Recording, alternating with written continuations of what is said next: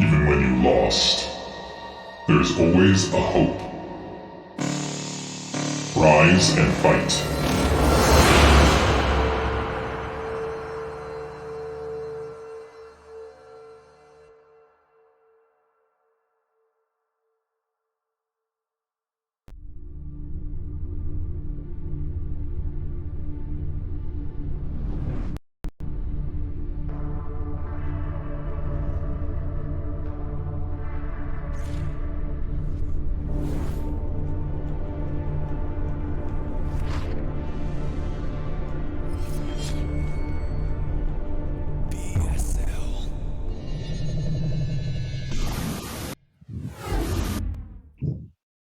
Oh yeah! Welcome everybody to BSL15 European Championships. Joining with me is my brother, Nauken. How's it going?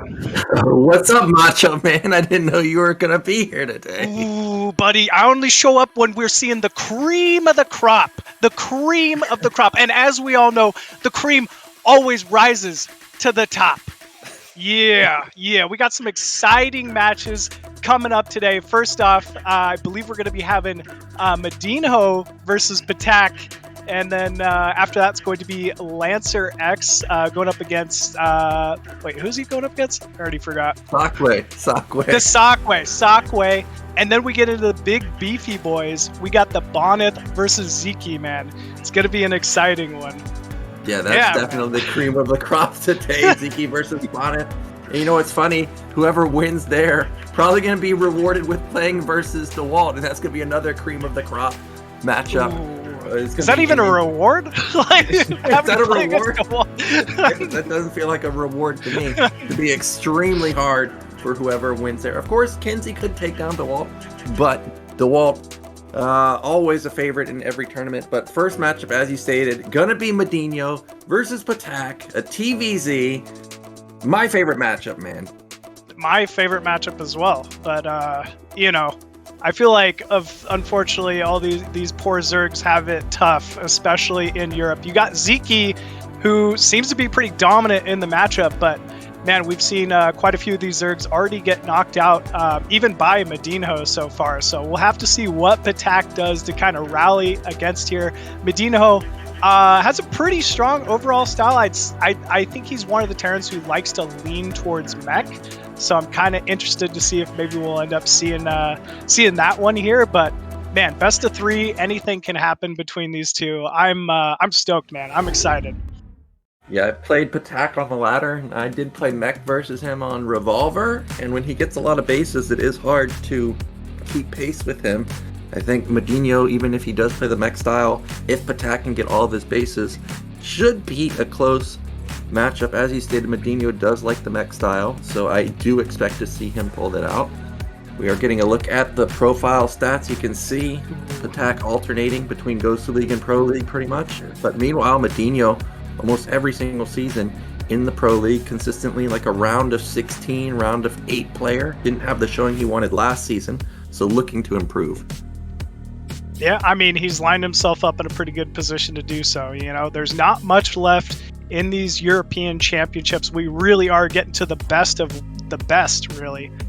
Man, look at those medals on Patek. I mean, it's kind of hard to not find that a little bit intimidating. Multiple-time WCG finalist is Patek here.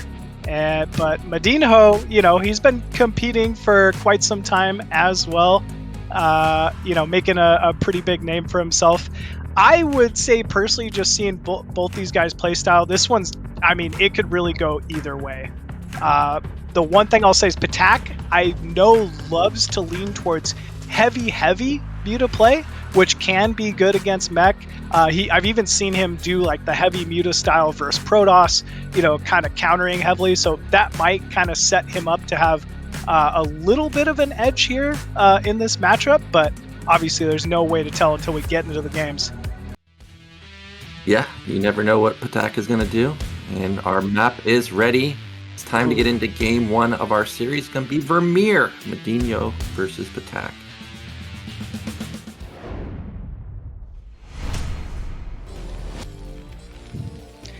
And spawning at the top left side as the red Terran, it is Medino. And in the top right, our blue Zerg, it is Patek.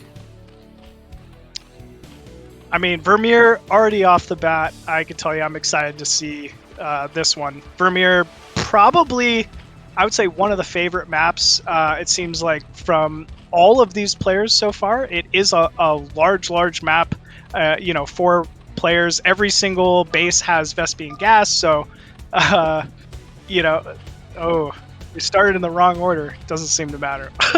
It's fine. They're going to play it anyway.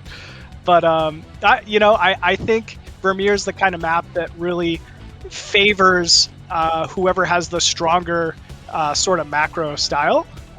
So I'm kind of interested, you know, to see who might be favored here. Yeah, this is definitely a big macro map.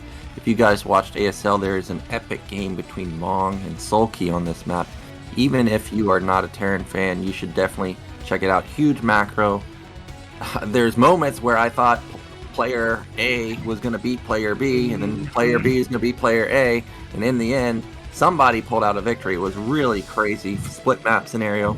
And I think with all these bases, if Patek can get into a split map, I think I may favor him simply because I've played versus him on the ladder. I know that he can macro really well. And Madinho, I think, hasn't been playing that often or that much lately. So it's going to be a tall order for him, I think, if Patek can get his bases up and running.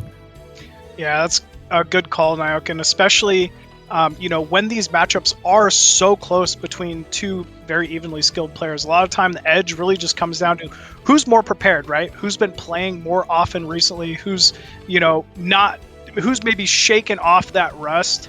You know, StarCraft is definitely one of these games where I feel it, man. If I go a week without playing a game, I'm like a completely different player. You know, it's so difficult to try to be competitive and push the envelope of your own play if you're not constantly grinding games out.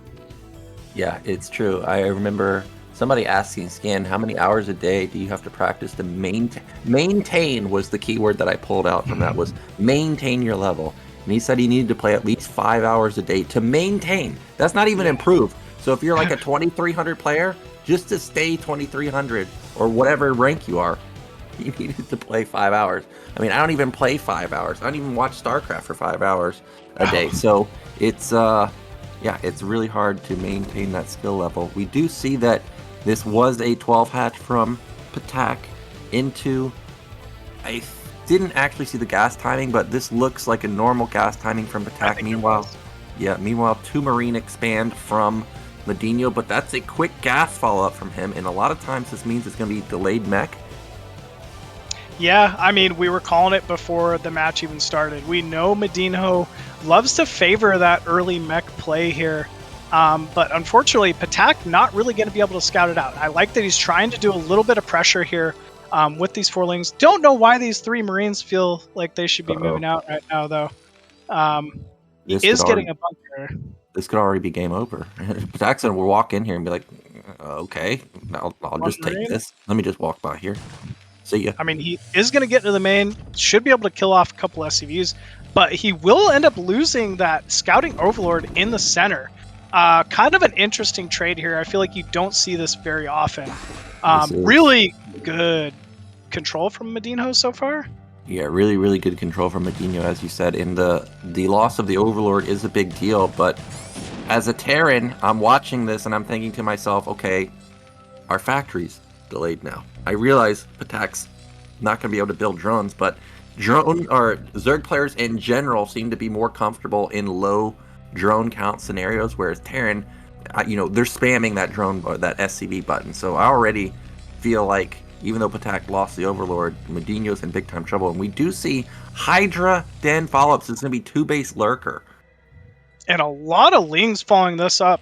And those 3 Marines still out on the map. There is a Sunken at the natural. I think Patak has caught out Madinho here early on.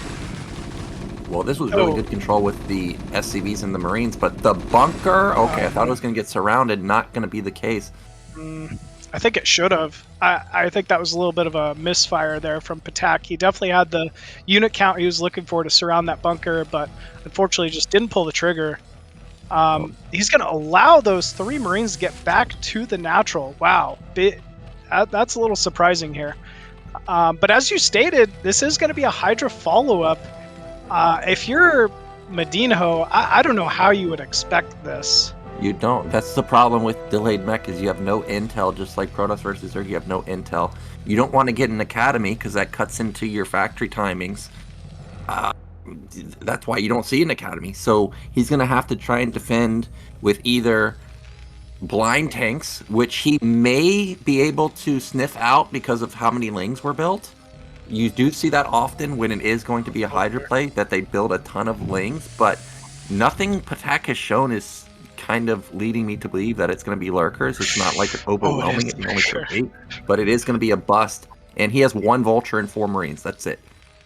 I mean, there's just no counter to the Lurker here. I think this is game. This is here's a tip off here is, why do you have so many Lings? It's never Mutas. If it is, it's a gift to you as a Terran. So Madinho, that should be a tank. He should be building a tank. Nope, he's building a Vulture. I can tell you those don't. Okay, see, he knows because of the Lings. Here it comes, though. Too late. Ling, Lurker getting on top of that bunker. Vultures do not have good DPS. Nice. That's going to be a dead bunker. This is going to be game over. Yeah, there's just not enough units here. I mean, this delayed mech is just so vulnerable to these early timings. You really got to sniff it out. And, I mean, Madinho did pressure with those Marines on the map. He might have been able to sniff something out, but unfortunately, it's not enough. He's going to clear the bunker here. There's no scouting detection in the main. So I think Madinho just trying to collect his thoughts here. He's a focus fire down that Lurker, but really it doesn't matter. There's too many Lings, and there's the GG. Nicely done from Patak.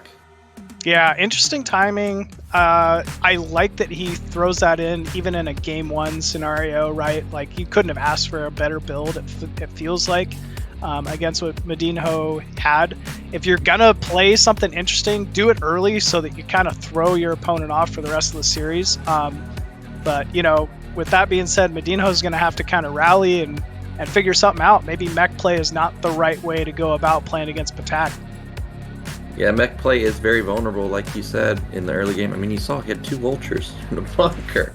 That's it. You really just have nothing, and you have no intel. That's the main thing with the delayed mech, is you have no intel. You can't build an academy, and even if you do build an academy, what are you going to do? You're going to scan and use up that energy, and then the Lurker attacks you anyways? Then you have nothing. You still have nothing to see to scan with. So it's a really hard build to make work when they do go Lurkers like that. And like I said, the only thing you're looking for as Terran is how many Lings do you build? Because if you see a Ling amount like that, it has to be lurkers because Mutiling is just not that great. So Madinho, it is going to be his pick though.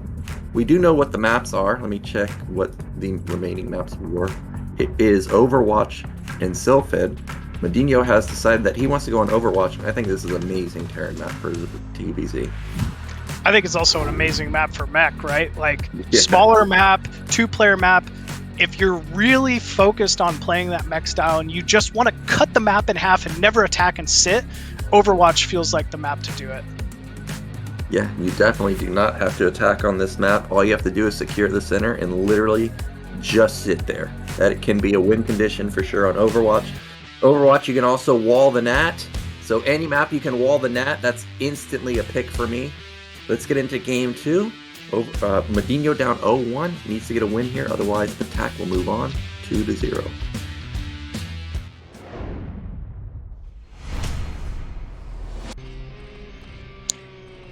And spawning at the top left of Overwatch as the Blue Zerg, currently up 1-0. It is CWT Patek. Yep, and in the bottom right, our red Terran, it is Madinho. Medino's life on the line here, man. He's got to get this victory. And then, you know, if he wants to move on, he's got to follow it up with another win here. Either way, I think this was a great map choice, as we've kind of highlighted. 2-player map.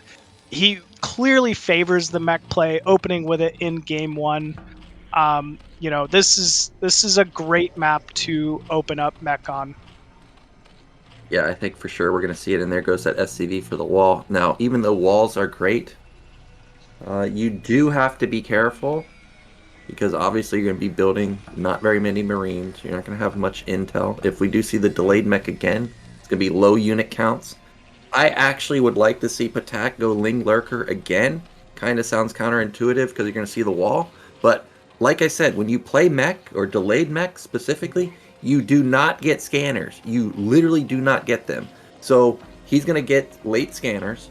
If Patak goes into like a 2-base all-in Defiler push, you're not rushing Starport either. So that's what I would like to see from Patak.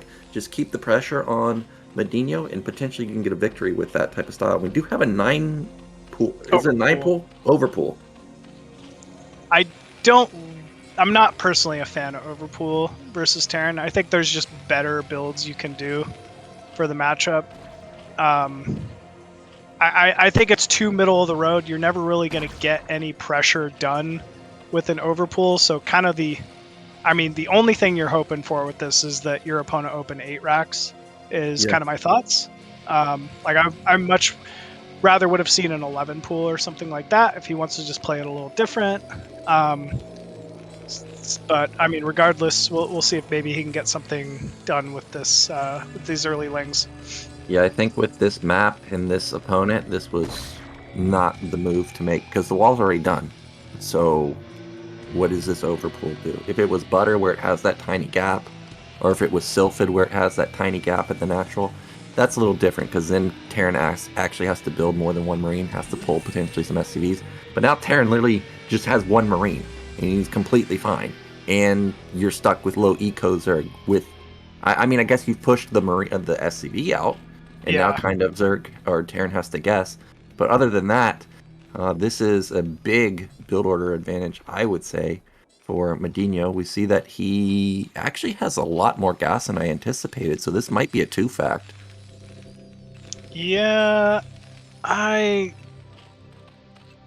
it is. All right, so is this Madinho or is this Artosis? Yeah, honestly. I mean, 2-fact versus Zerg? This is, I don't know. Base.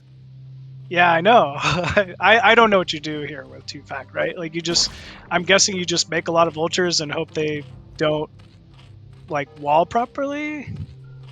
Yeah, you get a couple vultures and then you go into fast Goliaths and you actually get up quite a few quite quickly. The problem for me is, again, the map. Overlord sees there's no command center. If Patak plays with Game Timer, he should know, okay, well, it's probably Starport, because often you do not go 2-fact, but already going, regardless whether it's Starport or whether it's 2-fact, you're going to Sim City and you're going to put down a Hydra Den. That's probably the Hydra Den right there.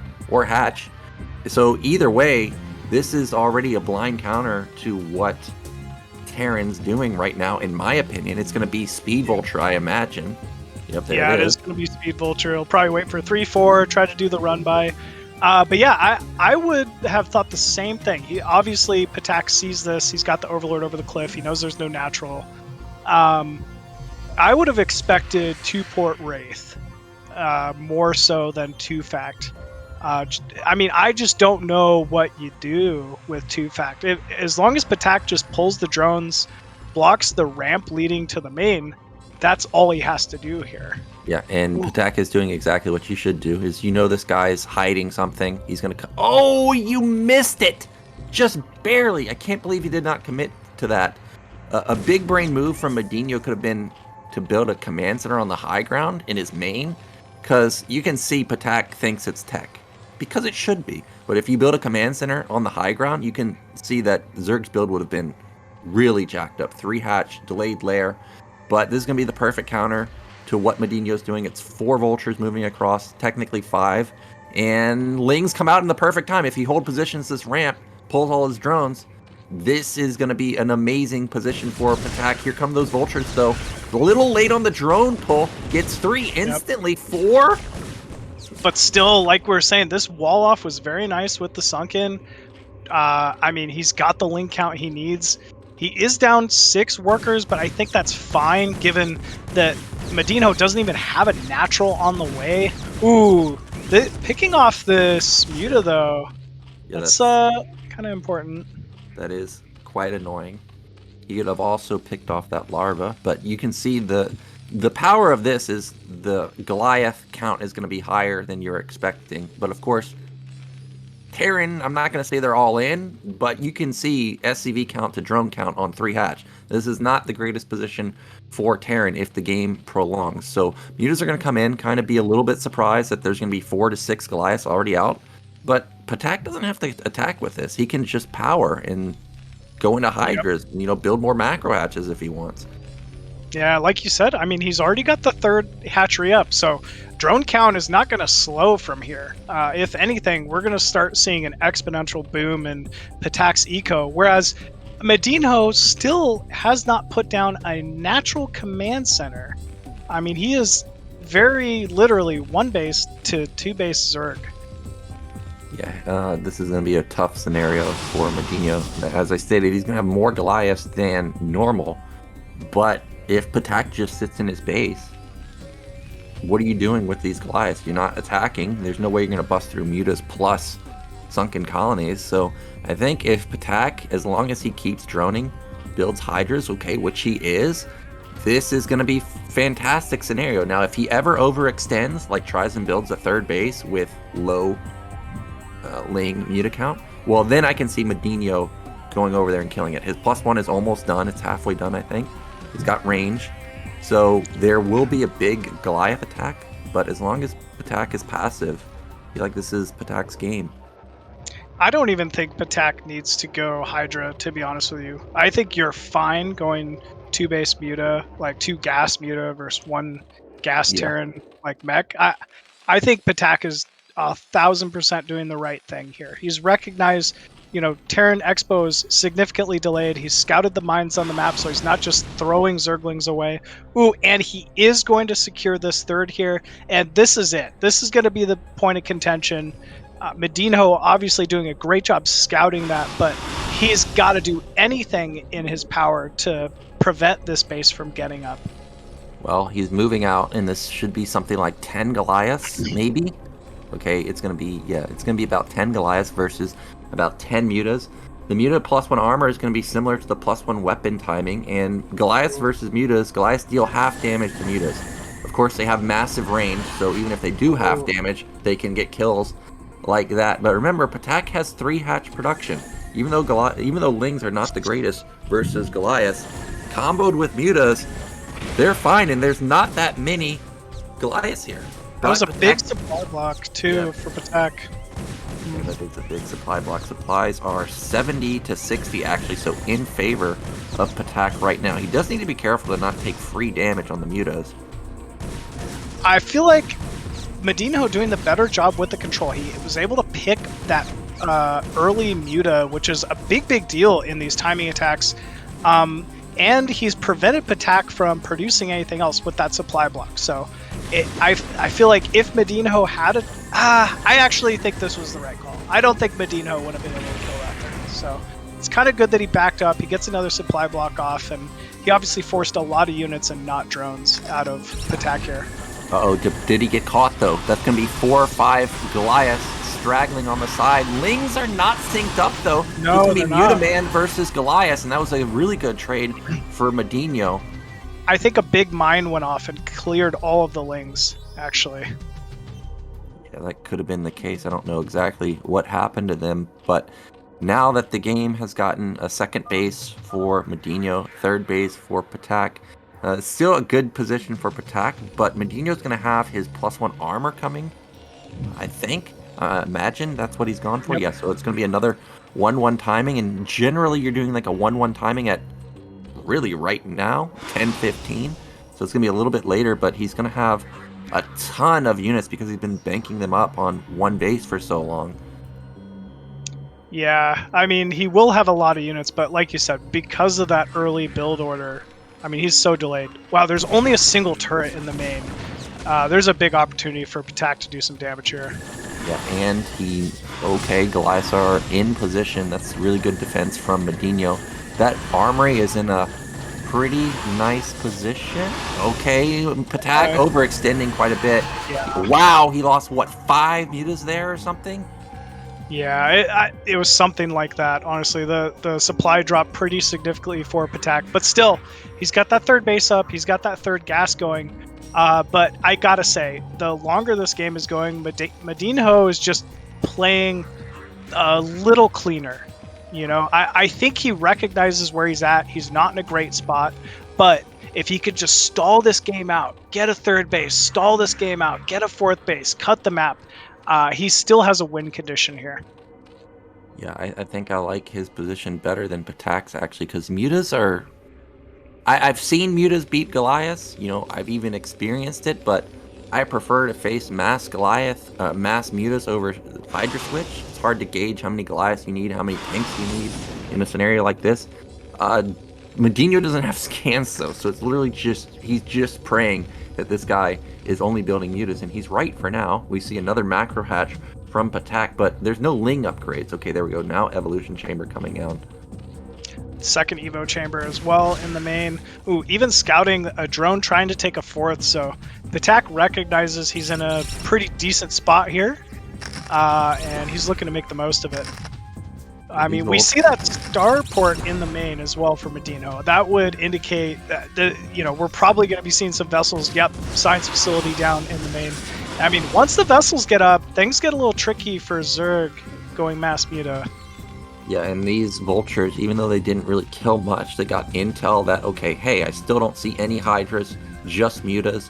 So until I see some Hydras, I'm just going to continue making Goliaths. And with the vessels coming out, I mean, mutas are just going to get eaten up instantly. So Patak, I mean, he's maybe got 30 mutas right here, but unless he does something with them, even just one vessel can be game-changing. Yeah, I mean, it really can be. The only thing that makes me worry for Madinho a little bit here is we're seeing that tank transition. If Terran dedicates too much gas to early tanks when Zerg's on literal pure muta, you can just get overwhelmed by muta numbers here. So he'll have to limit that tank count. And I don't even know if he can attack, right? I actually think it would probably be the better idea to get this big death ball and then just go take your third at this point. Oh no, air weapons? Is this Valkyrie? Going Valkyrie. Yeah, he's going Valkyrie, and this is an expensive build. Or maybe he misclicked and did not get the secondary weapon upgrade, because actually he's built a vessel here. Yeah, okay, it's another vessel, so I mean, it has to have been a misclick actually on the weapon upgrade. So unfortunately for Madinho, this +2 power spike for his Goliath not gonna be coming in. He's gonna have a +1 Valkyrie power spike with no Valkyries. Yeah, that's really unfortunate. I mean, that in itself will lose you a game against someone the level of Patek. I mean, one thing's for sure. He cannot attack with that +1 air weapon. He's going to have to just sit. Cute, like, vulture control here. He's finding these holes against this time and time again. But, I mean, still, though, this is just a massive Mutalisk army out of Ptak. Yeah, this is a ton of mutas, but the Goliath tank count, vessel count is ridiculously high. Another command center coming down, and I really just don't like the comp that Patek has. It's pure muta Ling. If he has Dark Swarm here, that's a little different because there's going to be no counter to that, but Hive's not done yet. He does at least have 1/1 upgrades on his Lings coming in. Yeah, at least he's got the 1/1. I mean, once even that 1/1 kicks in, things will get a lot better. Ooh, Greater Spire Adrenal. I don't like Greater Spire versus Mech, to be honest. Not, like, immediately. Yeah, I don't know. I don't know if Guardian is really a great answer to Mass Goliath. Well, we'll see. I've had some games where I've had just not enough Goliaths and I end up losing, but I agree, Goliaths do full damage to Guardians. They've got this equal range to Guardians. There's not that many irradiates, but this is, like, look at the Goliath, the comp from Madinho. It's like 90% Goliaths and 3 tanks. So unless literally every single muta morphs into a Guardian, I don't know if this is, even that is going to be enough to take down how many Goliaths there actually are, plus irradiates. And Madinho has kept up in supply with Patek. He's finally getting a little bit of a bank for the first time in this game. And I like the way he's floating around with his units and he's not overcommitting. He knows, all right, I'm up against 4 base Zerg. Okay, 5th being taken top right. But he's just not willing to overextend, just building up that vessel count, that Goliath count. Because he knows it's really just going to come down to 1/1, like, big attack here, it feels like. Well, he just built 10 Guardians, or 12 Guardians, but I don't think this is enough, actually. But maybe with the muta combo taking the hits for the Guardians, you know, they only take half damage, maybe this will be enough. We see that supplies are slightly in favor of Madinho right now, but better drone or better worker count for the Zerg player. Ling's getting on top of the Goliath. Remember, they have Adrenaline and they have 1/1, so these Lings now do quite a bit of damage. That was a great trade there from Patek. I'm not seeing many mutas left. I wonder if there was more Guardians more elsewhere. Oh, no, it is still a lot of mutas top center here. I don't know. I'm really interested to see how this first fight's going to go, and I think a lot of it's going to have to do with what these vessels can get done against those Guardians. Yeah, Medino is giving almost half the map to Patek, though. He's taking top right. This is going to be 5 base Zerg unless it gets canceled. Okay, that's a big drone cycle, and it is going to be denied, or a big drone transfer, but it is denied, so top right is going to be taken down. I think that was imperative for Madinho. Meanwhile, these Guardians and Mutas are just hanging out. They really haven't done anything, but those Lings got really good kills. Yeah, that was an insane mind drag there. Really well done from Patek. Yeah, these Guardians just hanging out. It's kind of good, right? Because he's not showing them. Oh, okay, now he knows, though. Well, now I think the cat's out of the bag. And Madinho sees the Guardian count. I almost feel like he's going to have a sigh of relief, seeing that it's Guardian. He might. I mean, it is still a lot of Guardians, though, and they do hit really hard. I think they do, what, like 25 damage or something like that. Ultras are popping out, too, and they have 1 armor. I'm sure they're going to have the chitinous plating pretty soon, too. And then +2 might even complete also. So it could be +4 for the Ultras, comboed with Guardians, comboed with Lings. This is still a really fearsome army from Zerg, but he needs to get everything together. Yeah, he's got to consolidate this and try to avoid those irradiates as best he can. Madinho, though, getting in a spot where he's really got to get a 4th. Tries to take it down, it gets canceled immediately by Patek. Good rally there from those Mutalisks. I think we're about to see an engagement. Yeah, this is going to be the... I mean, Madinho, we see him like pre-spreading these tanks. He must know that there's ultras involved. This is gonna get big. Ooh. Oh, huge irradiates Patek. Okay, he does realize he splits him off pretty decently. However, the mutas are going to bleed off, and the irradiated mutas goes back in. All these mutas are 100% dead. goodbye. But still, supplies are basically even. But this is the question to me. The Ling Ultras. There's so many Ultras. So many Guardians. Here they come. The Ultras did just get +4 right now. Is there enough DPS for Madinho? No Dark Swarm. But look at that. Guardians just dealing so much damage from the high ground. The Goliaths are hitting the Ultras, so they're not dealing with the Guardians at all. The Guardians were just a great call. He also used it against the positioning, engaging into the side that had the siege tanks leading. So there was no real way to defend those tanks from Madinho. Very, very well done here from Ptak, and he's taken a strong lead now. Yeah, this is almost unrecoverable for Madinho. Ultras into the third base. Guardians also. I don't even know how many Goliaths he has left over. I mean, look, there's not that many at the natural, so there's really no answer at all to the Guardians. The vessel count all got dwindled down too, so this third base has been compromised. And as you stated, Madinho really needs a fourth base. He can't even be thinking about losing his third, but it's gone. Oh, nice. Vulture counter, though, takes out the fourth of Ptak. Medino trying to scrap back into this one. Good irradiate going down on the Guardian. And technically, I think Medino's got something going bottom left. Maybe that's a fourth. No, never mind. It's just mines. So yeah, you know, he's not really going to be mining much. At least he has finally killed off the majority of these Guardians. Oh, we might see a drop coming into the natural of Madinho, though. Or I think those are Guardians, probably. You're probably right. I don't think he has the upgrade. Yeah, there's Guardians on the high ground. And look at the SCV count just plummet for Madinho. Meanwhile, Patek, sure, he lost mid-left, but he's got another hatch coming up in the middle only. He's got 61 drones still. Yeah, there's no great counter to this anymore. The eco has just been demolished for Madinho here. I was really questioning the Guardian play, but I gotta say, Patek really made this work and looked so difficult to deal with. Yeah, he's up 40 supply. SCV count is so low. I feel like Madinho just has to all in this. Just go for it. Try and catch Zerg while they're transitioning into drones, but we know that the drone transition already happened. So it's what, 5 base Zerg versus 1 base mining Terran? I mean, you're never going to recover, so you might as well go for it.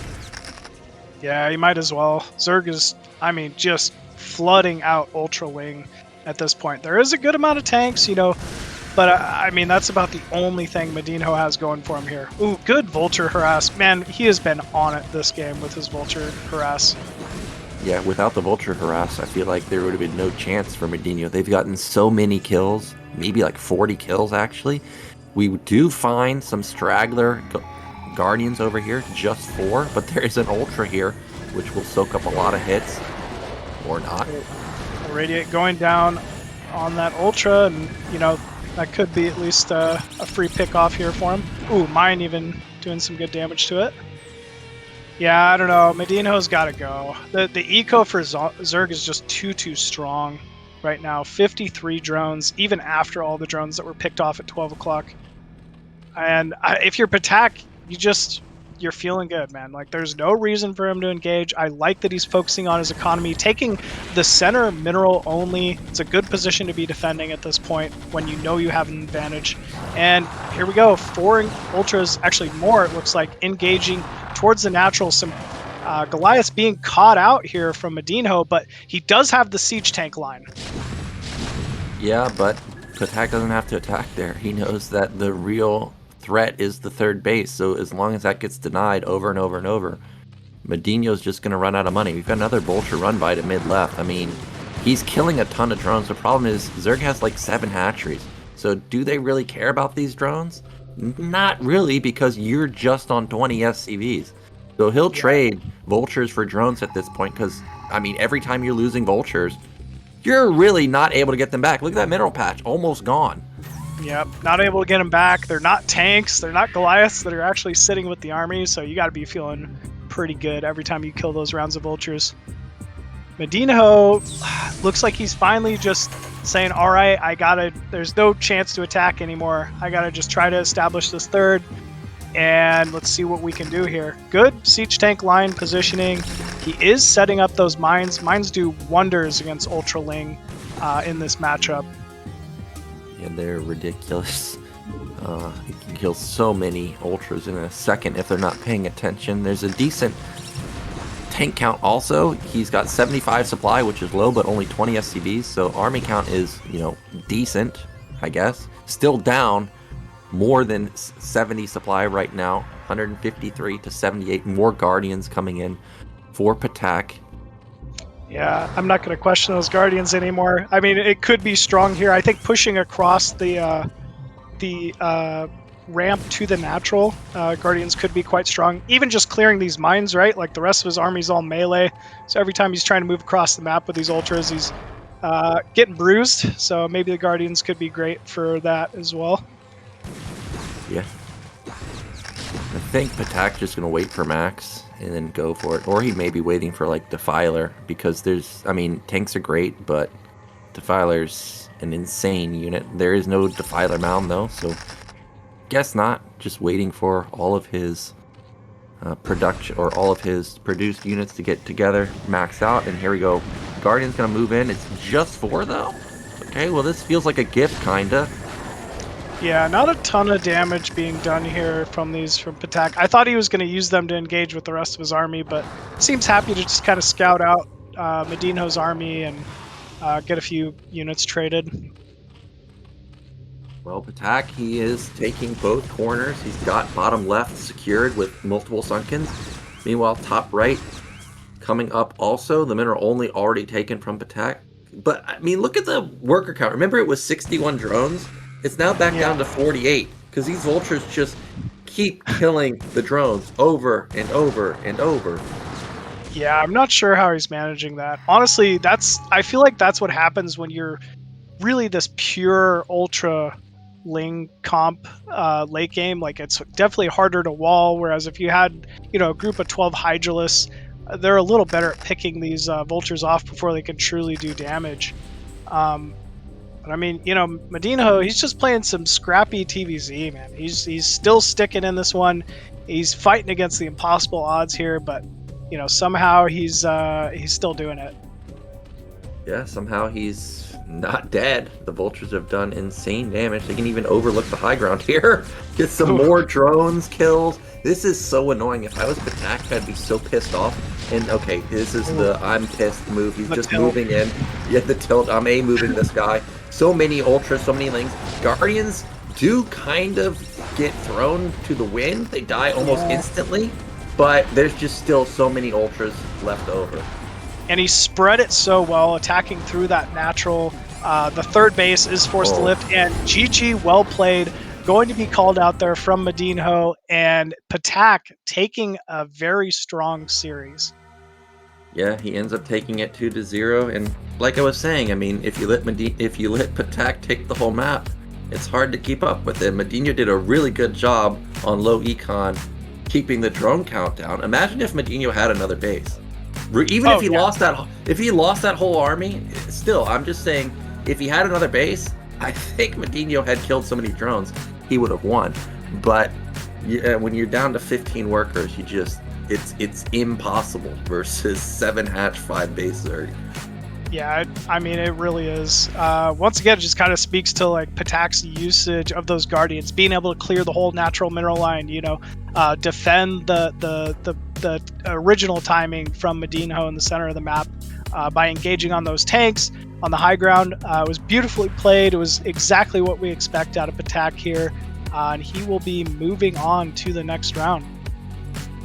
Yep, and the bracket is going to be Patak at the top, and we are waiting for the loser from KenZy versus Dewalt, and that's who Patak will be facing.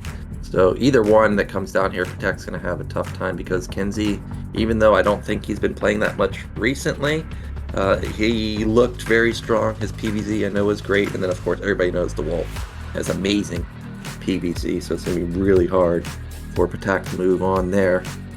Yeah, Dewalt, I mean, definitely a favorite in that matchup. Honestly, one of the favorites to take this whole European championship, right? Like, there's obviously some other amazing, strong players from this region. You got to mention Ziki, you got to mention Bonyth, but he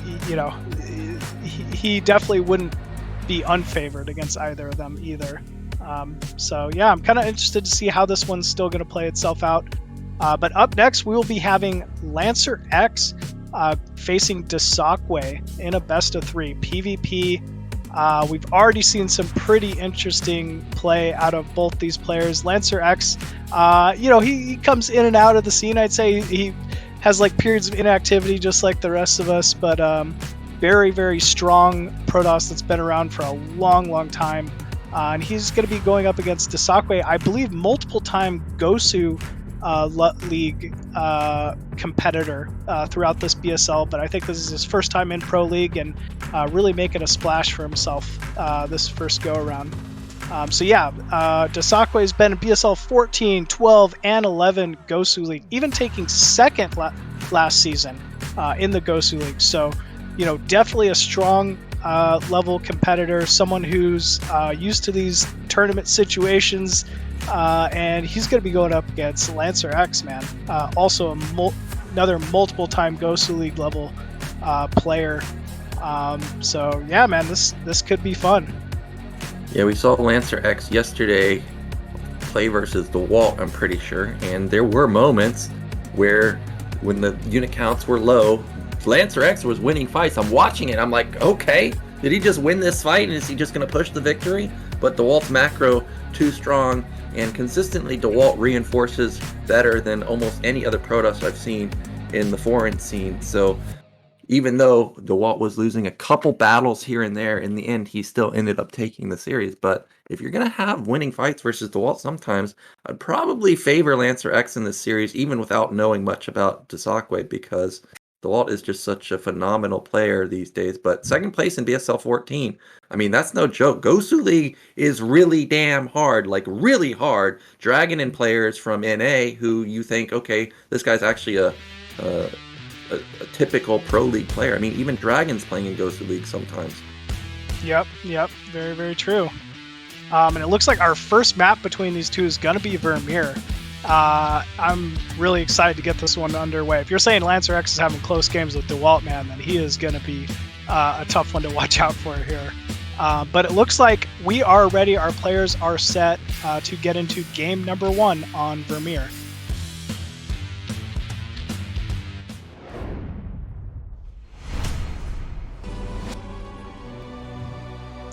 And spawning bottom right as the blue Protoss, it's LancerX.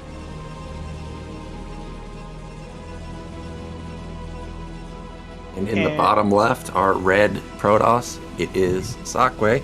And actually, these are the exact same spawns as I saw LancerX versus Dewalt yesterday.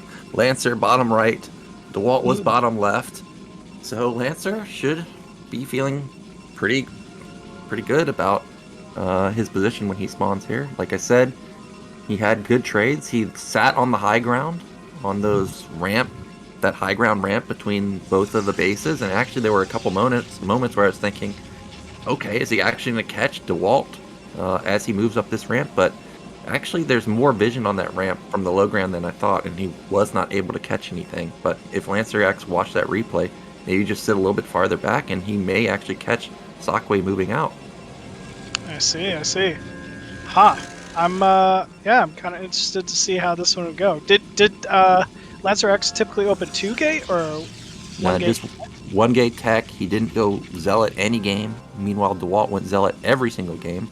But there was really good Dragoon control from Lancer. Had good trades from whenever they had a small skirmish in the center. So we need to pay close attention to that, obviously, because PvP, there's a lot of goon battles in the early stages. We see Lancer not going to get the first scout. Dsaqwe going for an interesting scout pattern here. Yeah, cross scout. I never really know what kind of keys that off PvP. Like maybe they're just trying to hope and catch a couple proxy gateways in the center. Or actually, I think I know what it is. I've heard of this. Like when you open 2 gate, you scout cross map because then you'll know if they're a close position or not. And then I think you can cancel the gateway or whatever if you see that they're not, or they are cross map, and it's just like an adjustment, I think. Yeah, also I was listening to Mazer yesterday where he was saying like, okay, well, if you cross spawn and you intercept the probe, you can see which angle the probe left. But probe left top right, and you could see that it went to the left side, so that means obviously LancerX is not going to be there, but actually the probe didn't see that, so Dsaqwe got a bit lucky to just go to bottom right. He will find LancerX in the bottom right position, and this time around, Lancer does build an early Zealot, and this is going to be critical for him because we know it's a 2-gate coming. Yep. Yeah, it really is critical. You always love having that early Zealot against 2-gate pressure. It just makes life so much easier. And actually, the Scout going to be in time from Lancer to see these Zealots coming. Ooh, surprised he pulled it back and didn't just try to go into the main. But either way, he knows he's got Zealots on the way to his base, but I mean, this Dragoon is so well timed. I think LancerX is in a fine spot. Yeah, second Goon should be about halfway done by the time those Zealots get there. Probe comes in and sees, okay, it is gas. It's not going to be the Forge Nexus follow-up, and Lancer doing exactly what he should do. Send down the Goon, try and get off a couple shots onto the Zealot, as many as he can. Body block a little too. Look at that, Zealot already down to its health. Good micro there from Dsaqwe to pull the hurt one back, but the Zealot gets surrounded, and this could be over quick. Yeah, only one of those Zealots even really remotely hurt. He's in the mineral line already. The second Goon did finish in time, and actually a really good probe pull from LancerX, but he does take a couple probe losses there. And these Zealots are all still alive. He's lost 4 probes, I think right now, 5. Okay, that's an amazing trade for Dsaqwe, and behind it, he's going into tech himself. He's got a ramp. It's not Sylphid, so he doesn't necessarily have to worry about the range being faster for LancerX during a counterattack. So this is an amazing position for Dsaqwe right now. Yeah, I'm really liking his play. I mean, it looked like LancerX had those units in time, right? He even opened with the Zealot. The first Goon was getting some good pot shots off, but man, Dsaqwe jumped all over that Zealot, cleaved it, and just got into that mineral line so quickly. It was really well done. Yeah, really, really well done. And now Dsaqwe can honestly do pretty much whatever he wants. Okay, well, I was going to say maybe he could expand, but it's going to be LancerX expanding.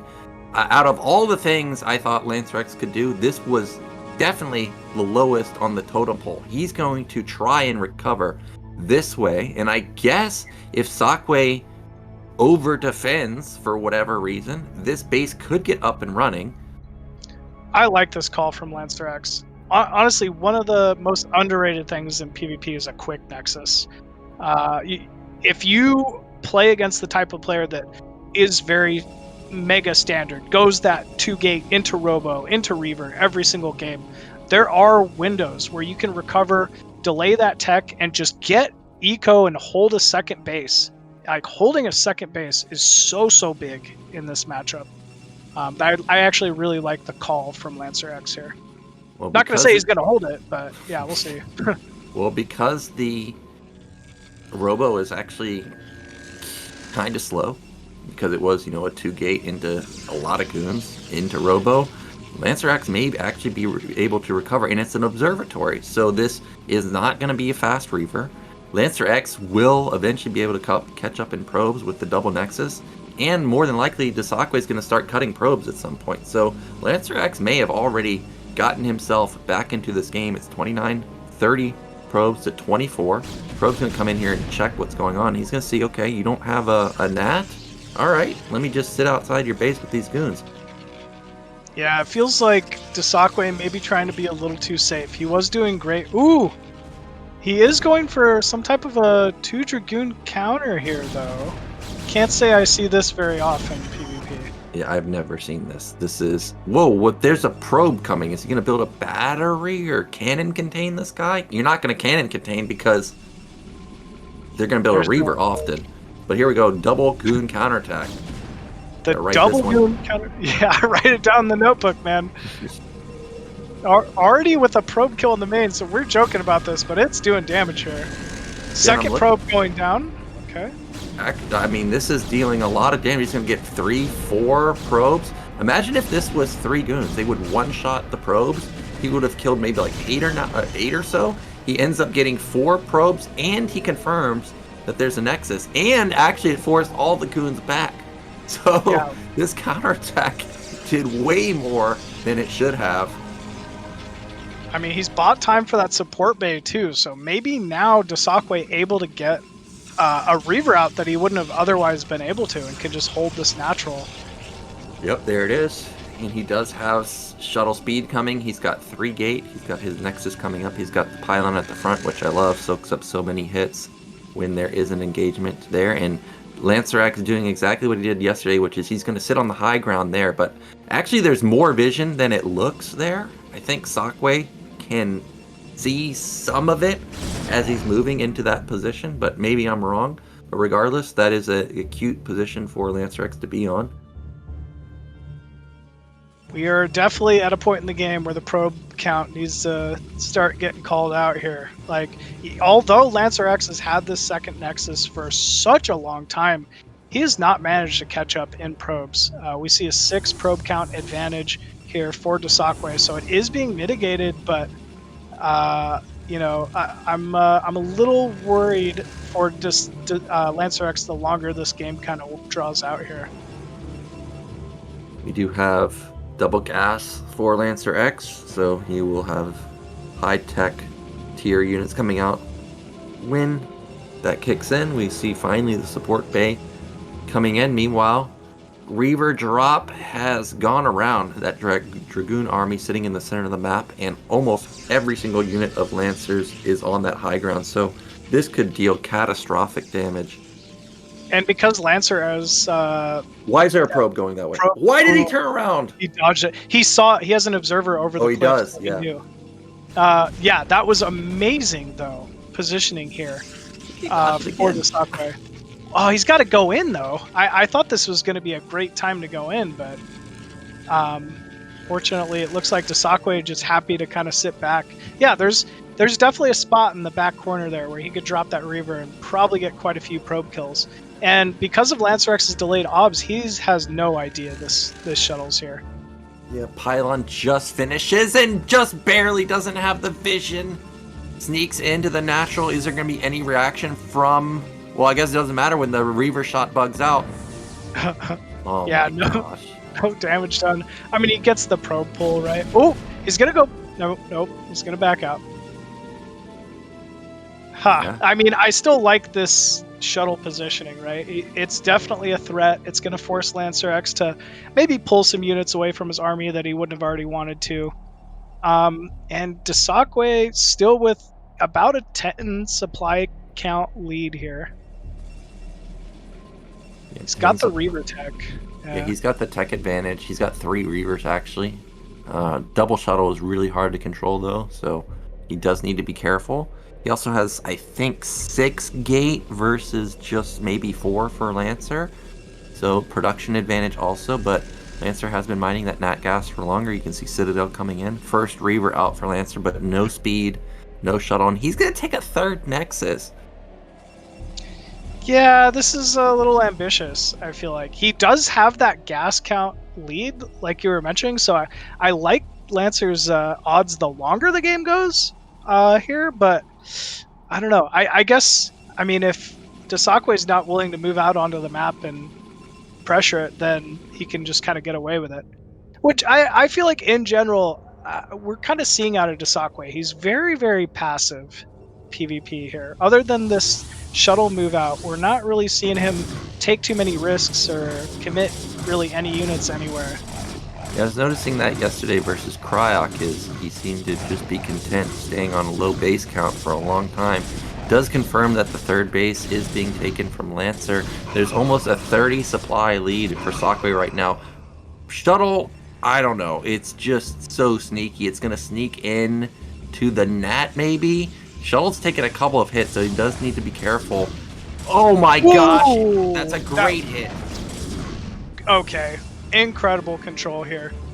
I really like that out of Dsaqwe, and suddenly he's in a commanding lead. Oh, he tried to catch the transfer, but in the end, he gets another. He might even get the transfer here. Yeah, he might, but the Goon's in a good position. This is so much. Okay, this is going to be a dead. Oh, can he focus it down? Got another sizable probe kill there, so very well done from Dsaqwe. But we do have a 3rd up for LancerX now. That is Oh, so wow. many zealots, dude. Where's the Citadel, though? I didn't see one, so maybe he doesn't have speed. I don't even think he needs speed, really. This is just so many zealots. Cannon and Goon set up in a good position. This shuttle really shouldn't do anything. It's 8-gate production. Okay, he does have Citadel, and speed is halfway done. Here comes the Reaver drop. Oh my my god. 12 kills! He got 17 kills! Now LancerX is up in workers. However, it's a massive tech advantage for Dasakwe right now. Reaver's shelling Nice down arrow. these goons. Look at the Zealots soak up so many hits. Like, he didn't even need the zealot speed. Like you said, they just tanked so much up this hill. And I mean, we're just seeing the macro of Dawid playing into, this game here. He's got so many units now, and it's just incredible. Yeah, and speed's about to kick in, and there's no Reaver tech, there's only one double Reaver unloading. All those goons are clumped up. Big hits from Dsaqwe. Storm's not done yet. Reaver, that was really good hot pickup from LancerX, but there's just so much Protoss for Dsaqwe. He's barreling down on the natural. Reaver falls. So many goons left over, and Dsaqwe, finally, he's going to take this game. Yeah, I mean, just showing incredible poise moving into this natural here. He still has managed to keep these Reavers alive. Finally eating a couple storm shots, but it's just not enough, man. There's just too much Dawid here. There's just too much Dsaqwe, and he is going to take game one, but LancerX put up a good show. He came back from a huge deficit, managed to even get more bases, but in the end, it was Dsaqwe with an overwhelming army. 40 supply lead right now. Nat's gone pretty much. Dsaqwe sending reinforcements to the third base. That's going to fall. Really good control from Lancer. I mean, this is just one shuttle and one Reaver getting maximum damage. But, I mean, Dsaqwe moving into that third, finally breaking that base as well. This has just been epic economic damage dealt to LancerX here. So, although he's fighting on, he's controlling what he has so well. He's just outnumbered here. Just outnumbered. 85 supply to 52. We're moments away from seeing the GG. LancerX, he's really not mining. He's got 20 probes, no Nat, double Reaver, gonna get a couple more Dragoon kills. Maybe not, maybe just one. Still, he can afford to, make those poor trades, I feel like, at this point in the game. He's just repositioning his army, and GG is called there. From LancerX. So very well done from Dsaqwe. Impressive game one. I like the read cross map, using that 2-gate to put on some serious pressure early on, and it got him a sizable lead. Yeah, I feel like he needed that lead because LancerX was recovering pretty well. As you pointed out, Dsaqwe seems to play pretty passive. Like, he didn't push his lead, like he didn't put pressure on after the initial zealots. So I felt like LancerX, if he didn't take those early game damage, I think he could have been in a favorable position if he didn't take such heavy losses. So even though Dsaqwe wins there, I still think LancerX has a good chance going into game two. Yeah, I'd have to agree with you. He showed really exceptional Reaver control, right? Like you mentioned it towards the end of that game, but what he was able to accomplish with one Reaver and a shuttle there is not something a lot of Protoss can do. And it felt like he was drawing himself back into the game a little more. I think a lot of that had to do with Dsaqwe playing pretty passive too. So LancerX knows how to get a lead if you give him some space, it feels like. So that could be a big factor in a game where they're starting off on a little more even footing. But yeah, that was still well played from Dsaqwe. Really looking forward to seeing what he chooses to do here in game two. Yeah, so we know what the bans were. It was Butter, Gladiator, Longinus, and Sylphid, which means Vermeer is left, Overwatch is left, and Monopoly is left. And Monopoly has had some crazy games. It does have close rush distances. I feel like that would be a map I would pick as LancerX, simply because if you're going to play passive, I don't think you're really abusing the close rush positions of Monopoly, so it doesn't feel like that would be a good Dsaqwe map to me. But Overwatch, it's a 2-player map also. Sometimes you really just want to scout somebody first. You do have proxy potential, so maybe LancerX will go with that. I like the Monopoly pick, to be sure. I think when you're down 0-1 in a PvP, you almost want to like impose your will a little more. So like I would not be surprised to see LancerX, at least open with a 2-gate and say, you know what, even if I lose, I'm gonna fall on my shield. So but at the same time, Dsaqwe is up 1-0, and he's just gonna be reacting to whatever LancerX's pick is, which we now know is Overwatch. So, man, if you're up 1-0, geez, I'm a big fan of just go proxy double gate like somewhere on their side of the map and try to run them over PvP. I think it can be strong. It can throw opponents off their play, but love to see what each of these players opts for here. Yep, our players are ready, so let's get into game 2, LancerX versus Dsaqwe.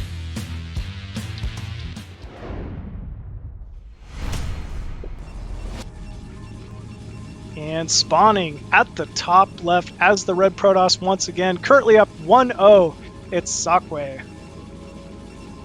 And in the bottom right in the blue, it is LancerX. Now, a lot of times when I see people pick Overwatch, I think to myself, okay, why did you pick this map? Are you going to proxy me? But with only 2 maps available, Monopoly and Overwatch, if I was Dsaqwe here, I don't expect to see proxy gates from LancerX. And because I don't expect to see proxy gates from LancerX, I expect him to just try and go into heavy tech or something that can just abuse. Or, I mean, maybe he goes for double gate himself again, because I don't expect to see anything abnormal from Lancer here, especially not when it's your last life in the tournament. Yeah, I mean, you bring up a good point. If you're down 0-1, it's time to just kind of, play a good, solid game all around, right? Like, don't take any risks, because it could come back to bite you, and nobody likes losing, using like a risky build when they're down in a tournament. So I think you might be spot on with the call here that it's just 1-gate tech. Well, we do see just 1 gate from both sides. Scout coming out from both players too. Neither player taking their gas just yet. There it is for LancerX, and there it is for Dsaqwe. So actually both players are going to be playing normal this time. Just mirror builds. Each player scouting pretty quickly too, with that probe, not opting to, maybe play a little greedy, get a mineral advantage early on or anything. They're just happy to see what their opponents are doing. We'll have to see if any proxy pylons go down the mineral lines. Yeah, I guess that's always a threat in PvP. We know Future SC was in the chat for a second. He loves his manor pylons. He loves his manor pylons and cannon rushing PvP. I know, man. Oh man. Did you see the game of Dragon versus what's his name? Yes, where Dragon got cannon rushed. Yeah, I mean the game was over, but yeah, the cannon rush in the main. I mean that's smart. If you're up by that much, Blade, Woody, yeah. That was a pretty incredible game, honestly. You don't see the cannon rushes in the main at a high level very often. That was pretty cool. I don't think we'll be seeing that here though. Like that was off of like a 2-gate, I think. Yeah, it was 2-gate every game. It did insane damage every game too. It's yeah, if I was Dragon in that scenario, I would want to rip that guy's head off. Like, I don't want. I'm gonna BM you, or I'm gonna humiliate you next time we play, because that would have pissed me off. But we do actually have. Is this multiple zealots from Dsaqwe? It is. Yeah, it looks like it is. He's just trying to play really, really safe here, which is, I mean, kind of been his like hallmark. I feel like he just plays very passive, very safe. Not necessarily, dropping his econ or anything. His econ's been great, but just doesn't like to take any risks. It looks like. Well, we've got. I guess the goon was worried about something in his main, just patrolling around, seeing if there's anything hidden. We see there's not, and both players going for range follow-up, so no shenanigans, not just yet. We see Dsaqwe, did he just spend 150 gas? That has to be a robo, though. Yeah. Okay, so it looks like it's going to be Robo from both players, right? LancerX. Oh, never mind. Nexus. This is going to be Nexus again. So LancerX, man, he's a little more free-spirited, it looks like. He's just A-okay with losing to 3-gate or something. Ooh, oh, he does not get that last hit off onto the probe, and it's always interesting to me to see fast Nexus play, because I remember in olden days, like really olden days, people really did not prioritize rushing a Nexus, because you think about it, that's 400 minerals. At minimum, that's 3 goons or 4 zealots, right? That's a lot. Right. Oh my god, that's not bits, machine! $2,000 CRVT! That ain't bits. Wow, CRVT 2. Thank you so much for the donation. That's amazing. Holy smokes, CRVT in the clutch like usual, popping up with the 2K donation. That doubled our current donation up to almost $5,000 now. Thank you, man. That's massive. Man, how many Nexuses could you buy with $2,000?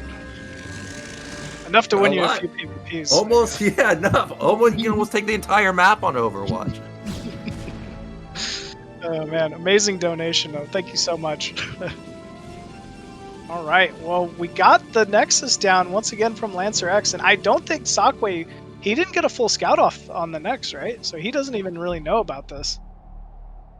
Yeah, he has no idea, but I'm trying to think, yesterday, did LancerX go for fast Nexus versus Dewalt? I know that we did get a macro game, but I can't remember if it was this quickly, but if this is just typical normal play, I mean, Dsaqwe should know that this is most likely a Nexus follow-up. Now, this might be an overextension. It's 4 goons plus 2 zealots versus just 4 goons from LancerX. Yeah, definitely a little bit of a overstay here, but looks like he will end up backing off, and I'm liking LancerX's position more and more in this game. He's got that faster Nexus once again. He should be able to build that probe count up quite quickly here. But we're seeing some pressure out of Dsaqwe. Oh! Okay, kind of getting his goons caught out here a little bit is Dsaqwe. Yeah. He's going to lose at least 1, maybe even 2, but able to take a good path to retreat back. I did see Dsaqwe rush Robo and support bay, but there's just so many goons from LancerX. I don't think he could even do anything with a Reaver. It's also 1 gate. Yeah, just now Dsaqwe's putting down more gates, so really not a lot of production from him. He still has the probe lead though somehow. Yeah, once again, he's just doing a great job probing compared to LancerX. I mean, LancerX has that Nexus for quite some time, so at least the probes are mining more efficiently. But once again, out of Dsaqwe, we're just seeing this quick obs, and he doesn't really have a advantage or a disadvantage. We've got LancerX posturing with some goons again. Double Reaver is out for Dsaqwe, so that instantly turned LancerX around. Now, there's another unit down at bottom middle. Is that a pylon? Is that a probe? I think it's a pylon. Okay, thank you. If we saw already a 3rd Nexus at 750, I think that's way too ambitious for LancerX. Yeah, I'd agree with you here. He is kind of posturing into the natural here with these goons. I wonder if he's maybe thinking about jumping on a Reaver or something. Yeah, he might if he sees that it's out of position. But it is okay. Well, shuttle's also visible. Could jump on that. 4 gate from Dasakwe natural. Yeah, he's just pumping out those Reavers right now. 4 gate from Lancer, 4 gate from Dsaqwe. I didn't see Citadel from either player. Didn't see Forge from either player. But I did notice, yep, there we go, shuttle with Reaver out. But it is so far forward, dude. It takes a free hit. Yeah, maybe not the right positioning there. Ooh, gets a nice shot off on some of those Dragoons, though, from Dsaqwe. I love this. Oh! Ooh. Out microed. LancerX, the god right there, gets 3 hits onto Dragoons. He may even pop another Dragoon right there. Yeah, Dsaqwe not paying attention and LancerX just making the most of it. I mean, he is just not looking away, right? Like, that's really the difference here. You could tell Dsaqwe is kind of trying to do other stuff and macro, and he's paying for it. He's losing units left and right here. Ooh, Ob's even being sniped. Very well done here from LancerX, and I mean, man, he's got the control advantage at the moment. Yeah, this is pure outplay from LancerX right now. He killed like 3 or 4 goons for free. He's gonna get another goon! Dude, Dsaqwe, you gotta do something about this, man. That Reaver's so close that actually if the pylon gets splashed, he may end up losing that Reaver. Zealot's potentially gonna fall too. Dsaqwe not mining his natural gas. With all the chaos going on, he's not really focusing on the econ like he should be. I still don't feel like LancerX can move in. I think he just wants to keep trading with this Reaver. Yeah, and he's not taking really a single hit on that Reaver. As you mentioned, not mining the gas. Dsaqwe's got over 1,000 minerals, but can't spend it on the goons that he wants to build. Now LancerX reinforces his army. This is a ton of dragoons. Okay, finally a decent hit from that Reaver, but he's not able to take down the shuttle. He's just losing a couple units here, a couple units there, man. LancerX is just starting to pick him apart. LancerX floating some money, also start a third base, it looks like. Yeah, supply block on Dsaqwe's side, though. He needs to get down pylons ASAP, because LancerX really starting to run away with this game. Third base, like you said, Forge, Citadel coming in. Sure, macro gates or more gates are going to be coming in a second. That was a good... Oh, he gets a shuttle! That's game-changing. Yeah, this could be big. If Dsaqwe recognizes it and moves out here, I mean, he just wins, right? The Reaver advantage is so big in this matchup. Yeah, he needs to do something. He can't let Lancer get into another position like that. Instead, he's opting to go for a counter drop. He saw the third base and he sees the transfer. And this should deal a lot of damage. But LancerX was at a... No, that was not an observer on the mid left. So he has no idea that this is coming. Yeah, probes arriving just in time for their doom here. Oh, they're all clumped. Oh, goodbye. Ooh, nice shot, and Dsaqwe going to be able to at least kill off these cannons. I don't know if he'll get the Nexus, but either way, he can get some pretty significant damage done here. Oh, gotta be careful. That shuttle is extremely low. Does manage to save the Reaver and back off. Remember last game, he hung around with this shuttle, so LancerX needs to keep that in mind, because there could be a second round of harassment coming in. 8 gate production for Dsaqwe, so pretty much the same thing as we saw last game. Citadel 2. Citadel going, he's got his Forge. Looks like LancerX getting that +1, which is very big in this matchup. Dsaqwe doing the same. Yeah, pretty much right on time for both players here. Ooh, we do have a Templar Archives for LancerX, so looking to maybe get to some of that Storm tech, or at least +2 later on. His Reaver is so close to vision from those goons at the bottom side, but they don't manage to pick off the shuttle. Now, I have to point out, it looks like those gateways walled in units that are produced there. Now, a big Reaver dropped in the natural. Kills like 10 probes so far. This is going to trigger a huge counterattack from Dsaqwe. It's going to have to, man. This is just too much damage. And unfortunately, I mean, this is not a great map to attack on. Look at that ramp leading to the natural. It's just a gauntlet for Protoss to try to rally units through. So Dsaqwe forced to move his army towards the south side, but these Reavers are still just doing immense damage inside the main here for Dsaqwe. Okay, the goon's on patrol. I thought it was actually locked up, but yeah, it's just insane damage. Dsaqwe's not mining anymore, so this is it. This is his entire army. He's not able to build anything else. He's going to go for it. He's down 30 supply. Armies are split up, but the Reaver and the shuttle get caught. Yeah, big catch here from LancerX. And I mean, even just to delay this push with that, this is massive. Fair amount of Dragoons up at the third base, and there, I believe, are at least a cannon or two there as well. But I don't know, man. These Zealots really cleaving through the Dragoons of LancerX. And Dragoons getting into the mineral line. This is it. Oh, Reaver's coming home for LancerX. Yeah, Reavers need to come home. The Reavers are doing such work, but I think there's just too much. LancerX, he's got the cannon for support. The Observer got taken out. That means that the DT single-handedly can kill everything, and this is going to be game 2, going over to Lancer with picture-perfect Reaver play, not just at the probe line, but also picking off so many goons and picking off these goons defensively. Really nicely done. Yeah, he's showing just incredible Reaver control. That was the difference maker of this game. It was a close PvP between these two, but man, LancerX just able to get so much more bang for his buck with that Reaver shuttle control. Yeah, just too many losses. Imagine if Dsaqwe had those 5 extra goons that he lost to the Reaver in this fight. I mean, he still may have not been able to get a victory, but I think he would have taken down this 3rd base for sure, because LancerX really just barely held it. But now he's going to actually try and transition. He's down 12 workers, he's down a base, he's down 30 supply. I don't think that this could really ever transition into a normal game, but he's going to try and make it happen.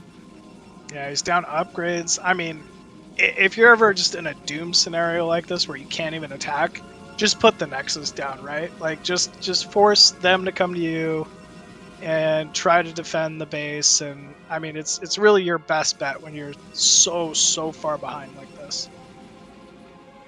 Yeah, he needs to go for something crazy, but LancerX has just sat outside his base the majority of the game, so I imagine he'll instantly spot a 3rd base if that happens. There goes the probe, though. He's going to try and set it up. DT's already in position, so that will get shut down instantly.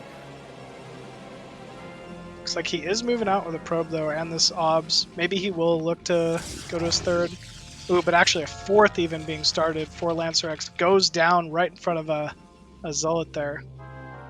Yeah, instant canceled, though. He knows that Dsaqwe is pretty much all in, so no reason to risk, I guess, showing this guy that, hey, I'm spending another 400 minerals on something that's not army. Just going to cancel it.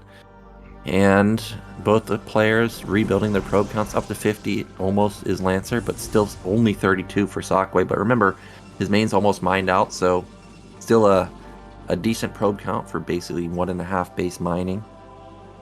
We do have the first Archons joining the field, though, here for Dsaqwe. I mean, 3 Archons are nothing to scoff at. I like the unit comp, at least, that Dsaqwe is building here. And it could be a little tough for LancerX, but here we go. Big engagement. Dragoons getting on top of a fair amount of Zealots here from LancerX, but oh man, the Templar Congo moving in. Is there no storm? Is there no storm? I don't think there's any storm. He must have not gotten the upgrade, but it still just doesn't matter. There's so much Protoss for LancerX, and there's the GG. Dsaqwe taps out. Yeah, very well done there from LancerX to kind of pull that one into a win. Man, I mean, the highlight of the game really was that Reaver shuttle control at the natural of Dsaqwe. We're just, once again, seeing time and time again, he's getting so much value. He's picking up at the right time. It's really hindering Dsaqwe's macro. It's just been great control from LancerX in that game. Yeah, it was really good. And remember, he took a Nexus first. So if you're taking a Nexus first and able to contain a guy, something's going wrong for the opposing player. Like, Dsaqwe should have been the one setting up the contain himself. And now I'm very worried for Monopoly, because Monopoly's got a really tiny choke. And I'm just imagining LancerX having another massive contain, and there's going to be really no way for Dsaqwe to get out. I mean, there's just a massive arc you can have on Monopoly if you sit outside of somebody's base. Yeah, there really is on Monopoly. I mean, it's going to be, like you said, this is a map that really favors aggression. And so far, for the most part, LancerX has been the aggressor. I would kind of give him the favorite as far as that goes so far. You know, Dsaqwe just seems very hesitant. We even saw last game when LancerX went that quick Nexus, he kind of moved out with a heavier goon count, and then one goon kind of got caught out of position, and he immediately backed up, even though he did have the larger force. So he's got to just kind of, push through in those difficult situations, and he could come out with an early lead against LancerX, I feel like. Yeah, I think Dsaqwe should review those replays and think, okay, dude, you're just going to fast Nexus every game. I would really like Dsaqwe to 3-gate or 2-gate Robo Reaver timing this guy, because the unit count from LancerX really is lacking every single game. 400 minerals, that's a lot in the early stages. It takes a long time for you to recoup that. So would like to see that from Dsaqwe. Last map is going to be Monopoly. This is it. Whoever wins here is going to be moving into the next round of the losers bracket. Loser is going to be eliminated.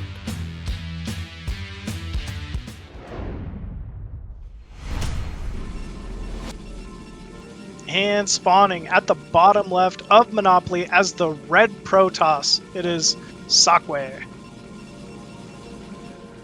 And in the mid right in the blue, it is LancerX. Yeah, I'm excited that the final game of this series is going to be on Monopoly. We've seen some pretty unique play on this map. One of the few maps in any map pool I can think of nowadays that has an island base directly in the center. But, you know, we don't see that get used a whole lot of the time. A lot of the time, this is just a straight-up slugfest from natural to natural. I'd expect to see, you know, at least 2 gate from one of these players here. And, you know, it's such a small map, it feels like, when you play it. Yeah, it really does. And we'll see if LancerX goes for another fast Nexus. I mean, it seems to be what he's comfortable with, but I really hope Dsaqwe punishes an opening like that. Now, of course, we could have Mind Game coming in from LancerX, showing that, hey, I'm going to play macro every game, and then, oh, Monopoly, maybe he'll do something like Fast Citadel. This is a map where if you get out a single Zealot, can clog up that ramp and never get in, but looks like Dsaqwe is going to find him first, and LancerX also going to find Dsaqwe first. Yeah, there's going to be no secrets this game. Probes will pass each other right in between their mains. No gas. Okay, gas being taken for LancerX. And maybe a second gateway. Okay, first deviation in the series. Going down for Dsaqwe. I like the 2 gate here. Yeah, but it does get scouted first. So at least Lancer's going to know what's coming. He hasn't, you know, committed to cybernetics, so he could put down a second gate himself. Instead, he's still going to commit to the fast cybernetics, and this could get ugly because we've already seen the Dragon games, and they got ugly real quick. The probe's in the base so fast that he could really Manor Pylon start building batteries before these Zealots are even out. Good harass by both these players. Dsaqwe, you know, I'd like to see a Manor Pylon or 2. I think when you're going 2 gate, you really want to try to throw off their econ however you can. And, I mean, it's just amazing what having a pylon trapping a probe in your mineral line can do. Yeah, it really can be a big impact. But we don't see any Manor Pylons at all. I'm surprised that Dsaqwe hasn't built anything, but instead he's actually just going to transition into a normal game. So this is basically the same thing he did on Vermeer. 3 Zealots, yep. Gas, Cybernetics. Yeah, I don't know. He was able to make it work so well the last time, right? He was able to surround that Zealot, get some pretty good damage on it. I mean, this Dragoon, we're already seeing the difference on this map. This Dragoon's barely going to get out in time to get a couple shots off maybe before it's got to retreat back up that ramp.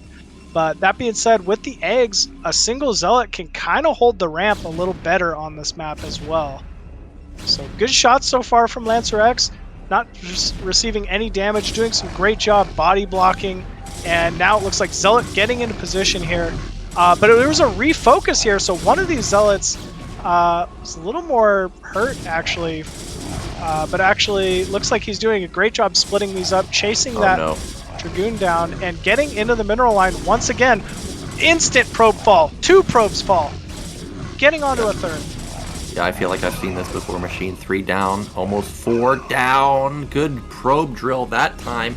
All the Zealots are going to get cleaned up, but they've already done a ton of damage. Can he get another one? He does! 4 probes. 17 probes to 21. 5 probes!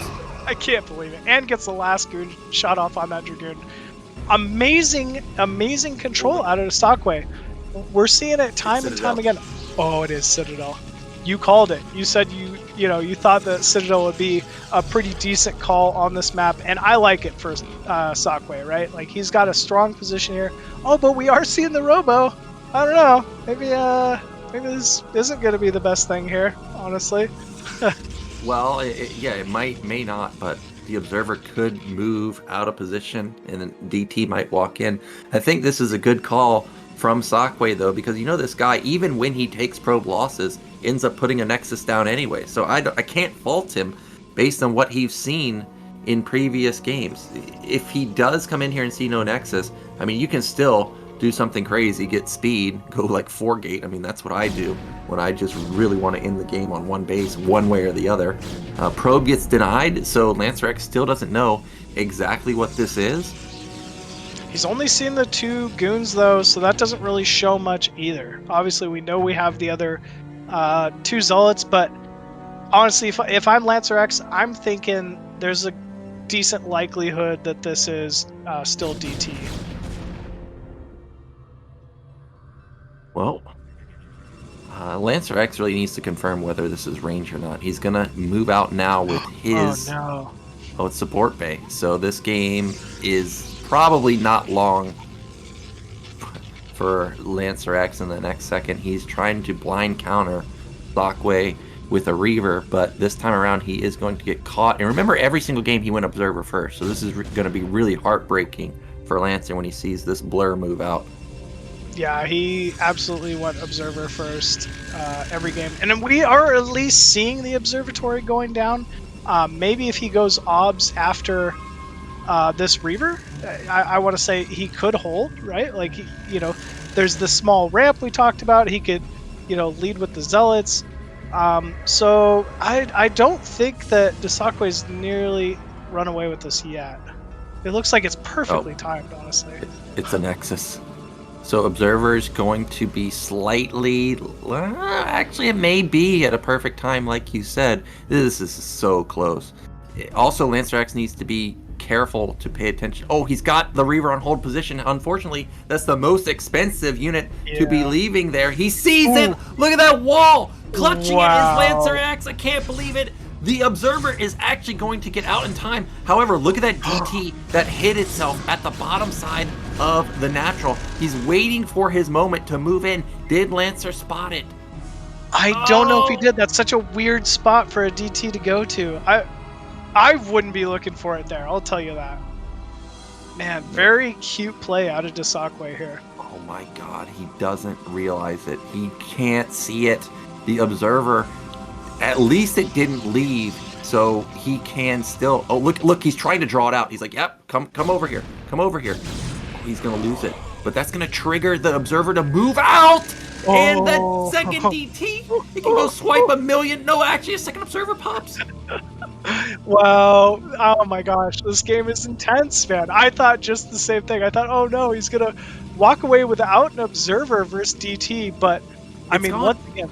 Is it gone again? Yeah, both of them are gone. Oh my god, Dsaqwe, the genius, still hasn't used it yet. Goodbye, Observer. That's such a smart play. Finally, we're going in with the DT. Will it even get recognized? We haven't seen any probes being pulled yet, but this is already significant damage at the natural. We are seeing the Observer going back to the natural, but I don't think he knows. He still doesn't know. He lost 10 probes already, 11. He's probably wondering, how the hell did it even get there? Oh my gosh, incredible play there from Dsaqwe.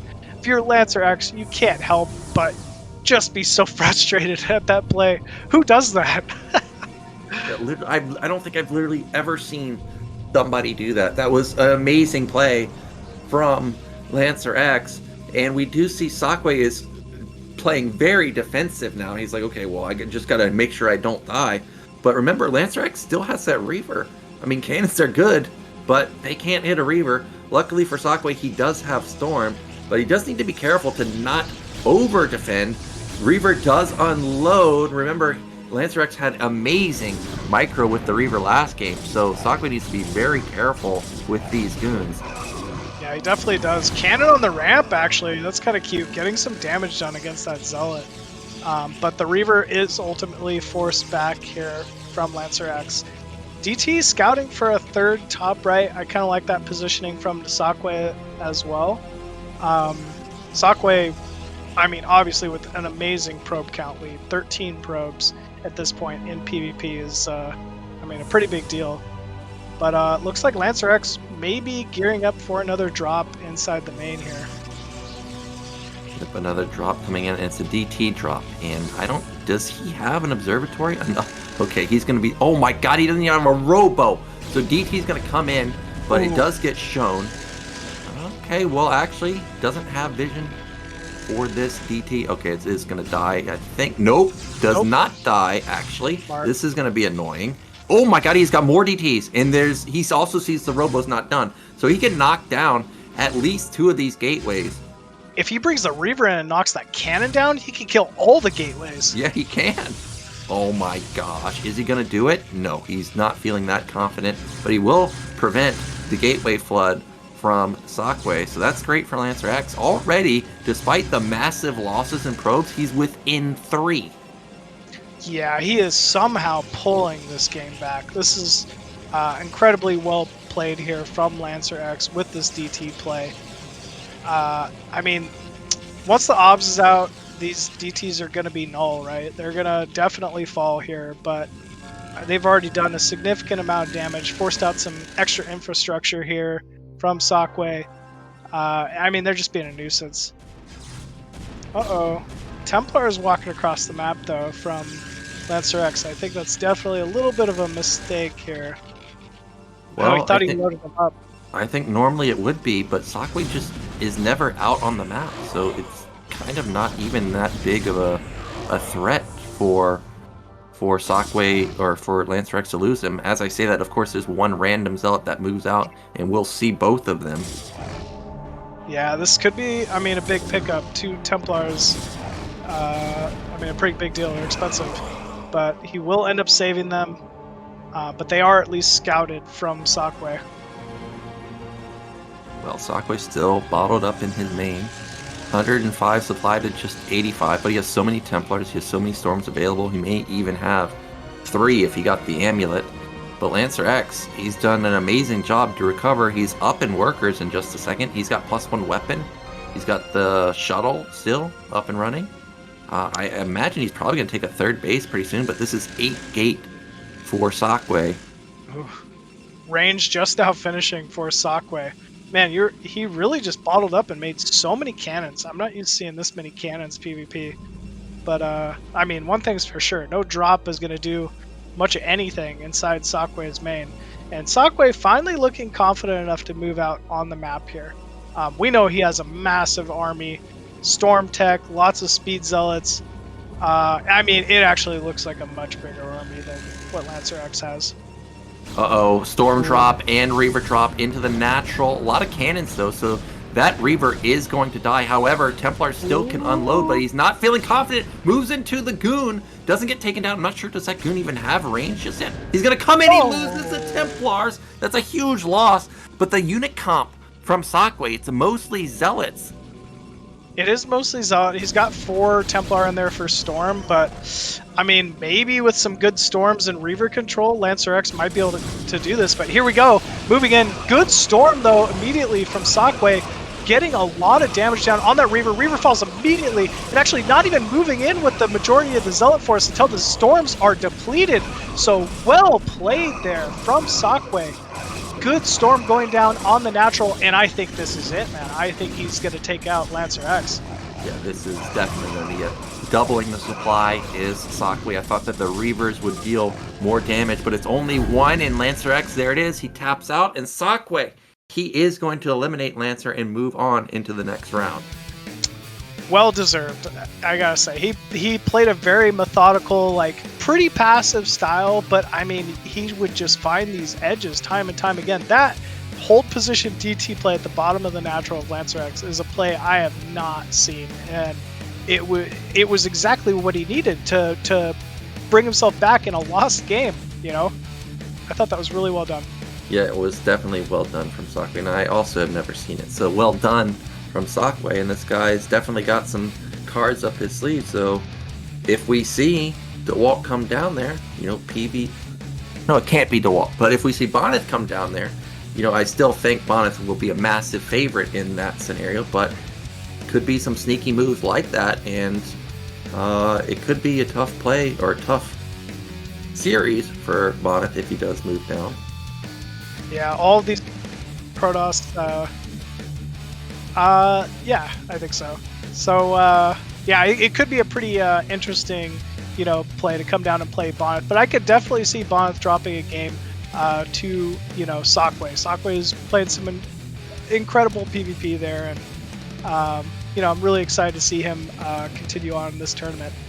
And with that, folks, we are going to take a quick break for a few minutes here. So thanks for tuning in. Those of you who are joining us in chat, checking out the stream. We'll be back in just a few minutes.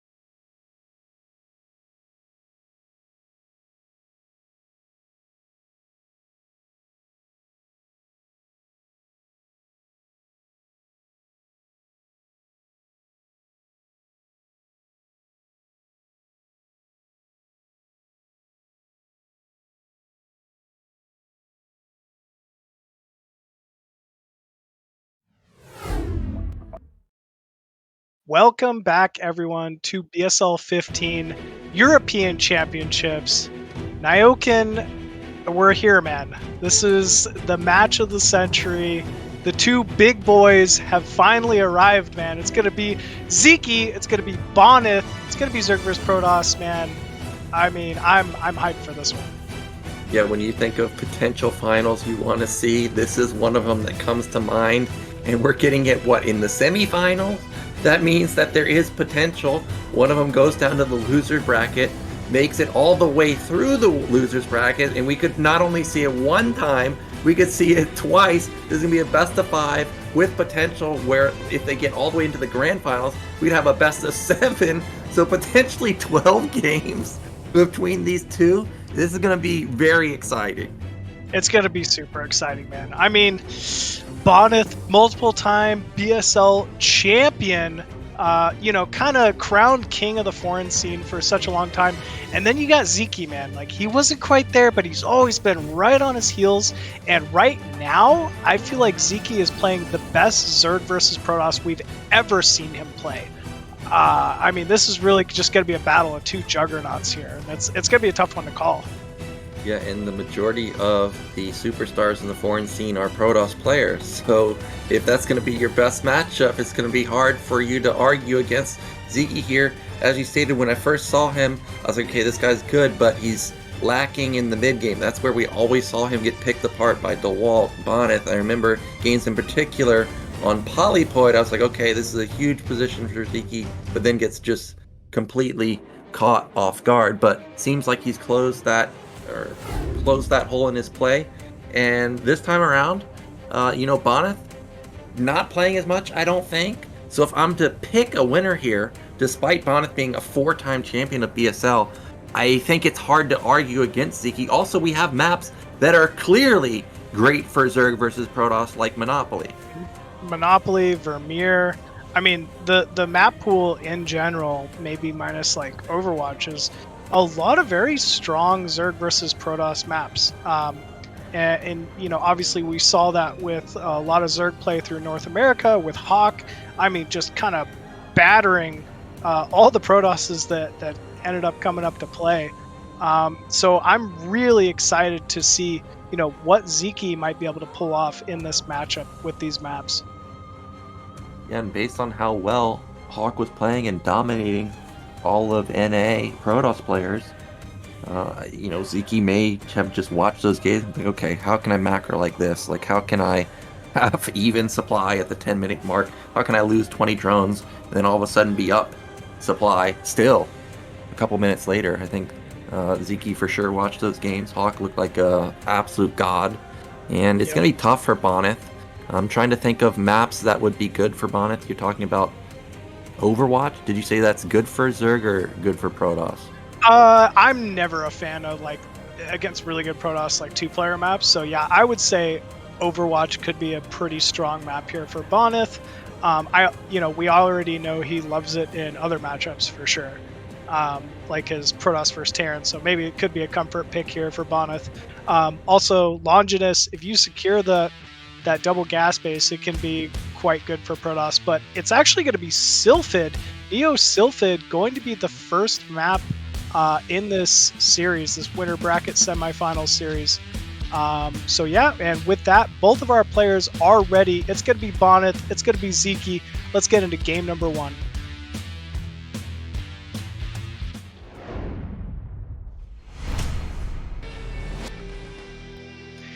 And spawning at the 12 o'clock position as the blue Zerg, it is Ziki. And in the bottom right, our red Protoss, it is Bonyth. Now, we know, probably without even having to watch the game for the first minute or so, it's going to be a gateway expand from Bonyth. He basically does it every single game. He has such good micro with it. Why not go for the early gate? So if you're Zerg here, you're facing Bonyth, you think he might go for that 9 hatch? I remember you saying that this was a good play, or 9 pool speed. I remember you saying it was a good play versus early gate. I don't like 9-pool speed as much. I mean, you literally have to flip a coin and say 9-pool, that they're just opening 9-gate to get away with 9-pool speed. Whereas I do love the 9-hatch opener, especially on 3-player maps where you're not really forced to send that drone scout out early and you can just maximize your economy with low drone count. It can be quite strong. But we are going to be seeing a 9-pool. It looks to be, or overpool out of Ziki. It looks to be so. Overpool not bad, kind of a middle of the road build. I think a lot of Protoss prefer to get away with a gate opener versus overpool. I'll say that much. So things looking all right for Bonyth here, but that's not to say it's really just going to come down to control. Well, we do have a lucky scout from Bonit. He's going to find Ziki first. Is he going to try and pile and block that natural? He's going to try and buy some time. Ziki already branching off that drone to build a hatchery somewhere else. Oh, nope. Actually, it's going to go scout. So this probe is doing a lot of damage. It's buying a lot of time, preventing the hatch from going down. But, of course, he hasn't scouted yet, so he still doesn't know if this is overpool or what exactly this is. Yeah, he's not exactly sure. I think against a player like Ziki, he can somewhat just assume this is going to be an overpull, which it obviously is. Bonyth actually choosing to move back with the first Zealot. I think this is not a bad call here. Yeah, just going to play it cautiously. And first, Sixlings are out for Ziki. Not going to be building any additional ones. I like how he left Ling back at his base, but I don't think that actually is a full wall. I think you actually need 2 there. So Probe does or could get back in there and scout, and he would see that this is a pretty fast gas follow-up from Ziki. Actually, the Ling went right around that Probe. Oh, now he's going to come back in. We're not seeing a third base yet from Ziki. Oh, but I do think there's a drone moving out to the top left. So, okay. This will be third base from Ziki. Ziki kind of poking in with the Zerglings. Not overcommitting. I really like this from him here so far. Yep, Forge coming down from Bonnet. You can see that there is a gap between the Forge and the gateway, so got a Zealot there body blocking. We do have third hatch for Ziki at top left. He is mining gas. He has not spent it on anything. Most likely going to be for the lair. It could be, a Hydroden just as well here. Okay, we do see that it is lair, but 973 obviously really great on this map, so could have been an option, but fortunately he's just giving Bonyth free scout by only leaving the single Ling back. Yeah, I really do think 2 Lings is what you need. I consistently never see people do that, so I mean I could just be talking as a non-Zerg player.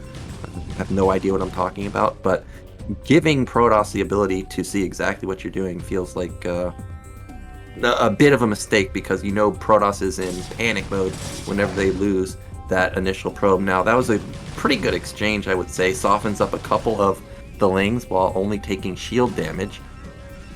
I mean, great dancing here from Ziki. He's just trying to bait that weakened Zealot out to, maybe try to kill a Zergling or 2, but he's pulling it back just in time every single time, just driving that attention away from Bonyth here. Yep, we do see that Bonyth has really kept up his tech in comparison to Ziki. Spire just starts, but Stargate's halfway done. Meanwhile, this is I would say, relatively fast gas for Bonyth, since he did go for Gateway expands, so more than likely we're going to see the fast Citadel come in just a second, probably fast Templar Archive, and maybe see a quick DT get out on the map. Yeah, I like this from Bonyth. He sees there's no Hydroden, right? It's not like a billion Zerglings are being made right now, and he, should be getting an additional cannon or something. He's just able to worry about his macro, build up that probe count, get that second gas going. And I think Bonyth is in a pretty decent spot here early on. We do have 4th hatch coming down. Sure, 5th hatch will come up in just a second. There it is. And then I'm sure the 6th hatch will come up pretty soon. Every drone, very important for Ziki, needs to fix that one at the top side. You know, sometimes it happens. You think you've clicked the patch, you actually haven't, and then you never look back there, and just, you know, goes on for minutes, you know, upon minutes, where it's just not mining. So, not a huge mistake, but even one drone will add up over time. And surprisingly, this is going to be a fast 4-gate follow-up from Bonyth. Yeah, this is going to get scouted as well, which a little odd to me. Ziki going to end up seeing the Citadel, sees that +1 building inside the main for the Corsairs, so he knows, you know, this is going to be some type of a Zealot Corsair timing, which is very common in this matchup. Yeah, and we've talked about it multiple times in PvZ casts. 41 to 45 probes, pretty much what you're looking for on 2 bases. So no surprise that Bonit is starting to flood the gates, but what I found surprising was the fact that it was not a DT, since he did get his nat gas pretty quickly. Corsairs count is at 3. Scourge are trying to get a gauge on how many have actually been built so far, but don't. Okay, now they finally see them. Good control from Bonyth, you know, not losing a Corsair there. It's so easy to not pay attention to your Corsairs for like 2 seconds, and a player like Ziki will just snipe them so quickly with those early Scourge. But Ziki also getting Overlord speed here, Hydra range, really just fully transitioning to that Hydra play. He knows exactly what's going on here. He's obviously scouted the Citadel, sees the core spinning. This is going to be a 1-1 Zealot Corsair timing out of Bonyth, and I mean, really the counter to this is just Hydralisk in good positioning. Like, you can't go out on the map. Ooh, big pickup there from Ziki, and that's going to hurt Bonyth a little bit here early on. Well, I am getting a little worried for Bonyth because he's... okay, now I think he started his Templar Archive. I've been waiting to see where it was. I think it's finally just got started. We're still only on 3 gates right now. Still, he's got really good probe count, really high probe count, but Ziki's got decent drone count. It's at 31. We saw consistently Hawk hanging around this drone count before just powering to infinity. But we do have the first initial move out. Doesn't seem like he sees an opening though, so he's kind of just hanging back for now. Yeah, I mean, this is really how Zergs lose in this matchup, is you get overconfident, you move out with too many of your Hydralisks, and suddenly you lose all your Overlords to, you know, 4 or 5 Sairs. But as long as he just sits back and, you know, picks off a Corsair here, picks off a Corsair there, inevitably he's going to have a window where he can pressure with these Hydras. And yeah, because Bonyth has such a delayed archives, we know there's no storm behind this. Suddenly, this Hydra pressure from Ziki looking pretty scary. Yeah, we of course know that, but Ziki doesn't know that, so he may not feel confident that he can actually pick off this Forge. It is just one Hydra attacking it for now, so it's going to be quite a while before he actually knocks it down. A drone cycle coming in for Ziki, so he is going to go up to a decent 38 right now. Overlord gets picked off, and that's a second one getting picked off, potentially third one getting picked off, and all of a sudden this is a huge supply block. Yeah, if you're not going to commit, I think you keep another 12 Hydras at home. It's exactly what I was talking about. This is really how you lose ZVP games, is by just kind of overcommitting against these Corsair builds. Protoss are just so much better at them nowadays, finding those windows, just constantly harassing with these Corsairs. And I mean, Bonyth is on the, you know, bleeding edge of that. Well, I don't know, for some reason those larvae being used in the maid made me think that it's going to be Mutas. I don't know, I just had a feeling that it's going to be, especially with these Scourge, but instead it was a drone cycle again, and actually going into a somewhat quick lurker follow-up, I would say. But Robo should be finishing in just a second. Observers should be coming out pretty soon. Okay, that's a great storm, but there's just so many Hydras on the high ground. The storm got a full connection, but still didn't kill really anything, and it's almost even supply. It's 90 to 115 right now.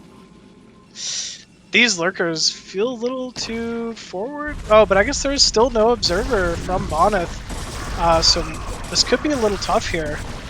is going to be really tough. That's another fantastic storm, but there's still 2 lurkers here, and there's only zealots. So even if he loses these eggs, I mean, the lurkers are still going to dish out a ton of damage. Ziki on full retreat right now. I think it's like 9 gate maybe for Bonit. Looks like there's so many in his main. Yeah, how many is that? That is 9 gate. It is 9 gate. So he's got tons of goons coming out, but the lurker contain's already set up, and the zealots are kind of out in no man's land. This might just be dead supply in a second.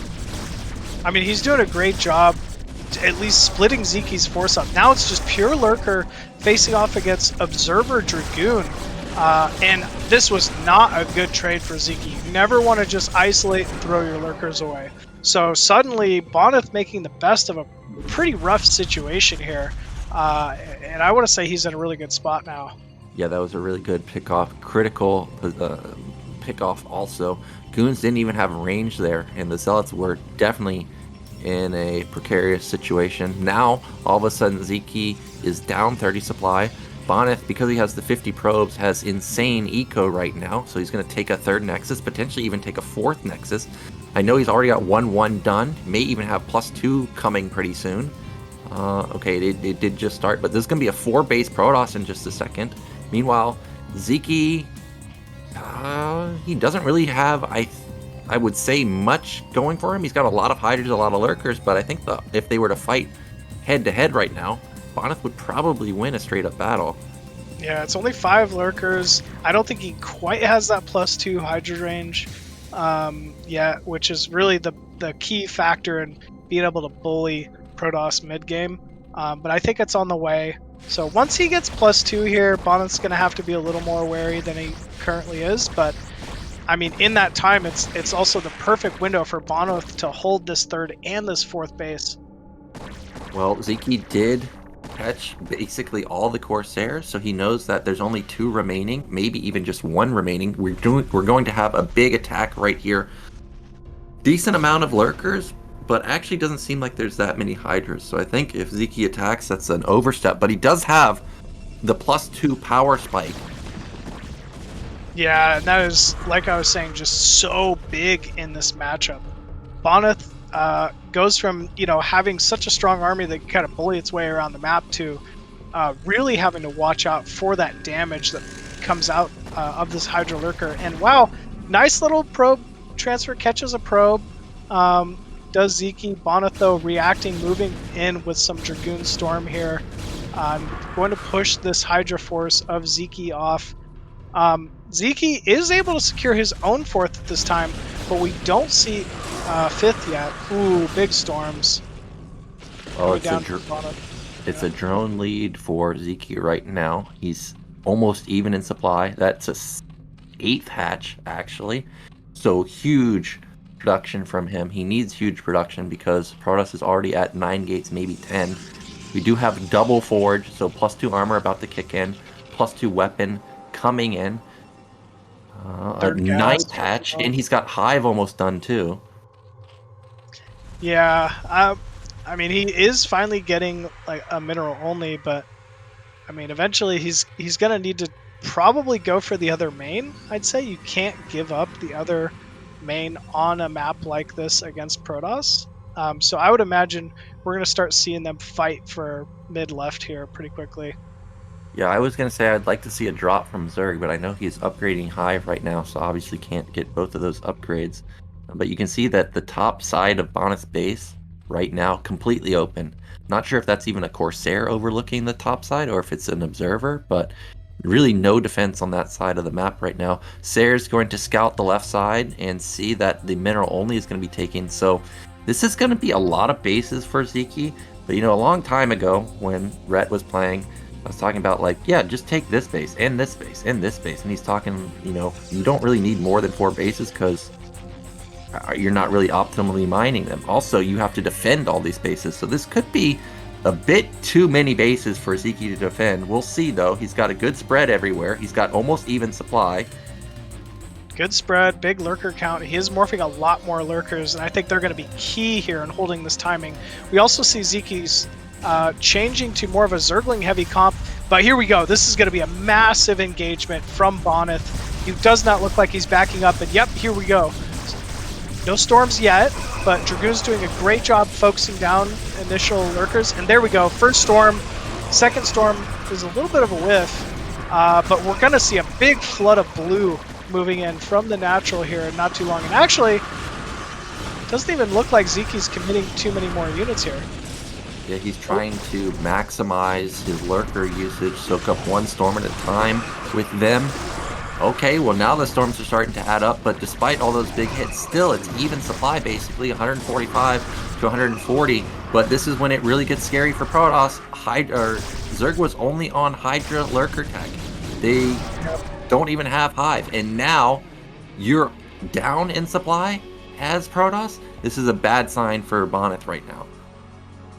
Yeah, it really is. I mean, we're seeing that Hive tech, like you said, and we all know once Zerg gets to that Hive tech, they really love to switch it up, start being a little more Zergling heavy, a little more Defiler heavy, and man, Cracklings just wreak havoc on Protoss late game. Ooh, big counterattack coming in from Ziki. This is gonna be a little interesting here. Looks like he's going for the mineral only as well. I don't know about this retreat from Bonyth. I feel like this is just such a hard position for him to try and save this base. Is 100% going to be dead.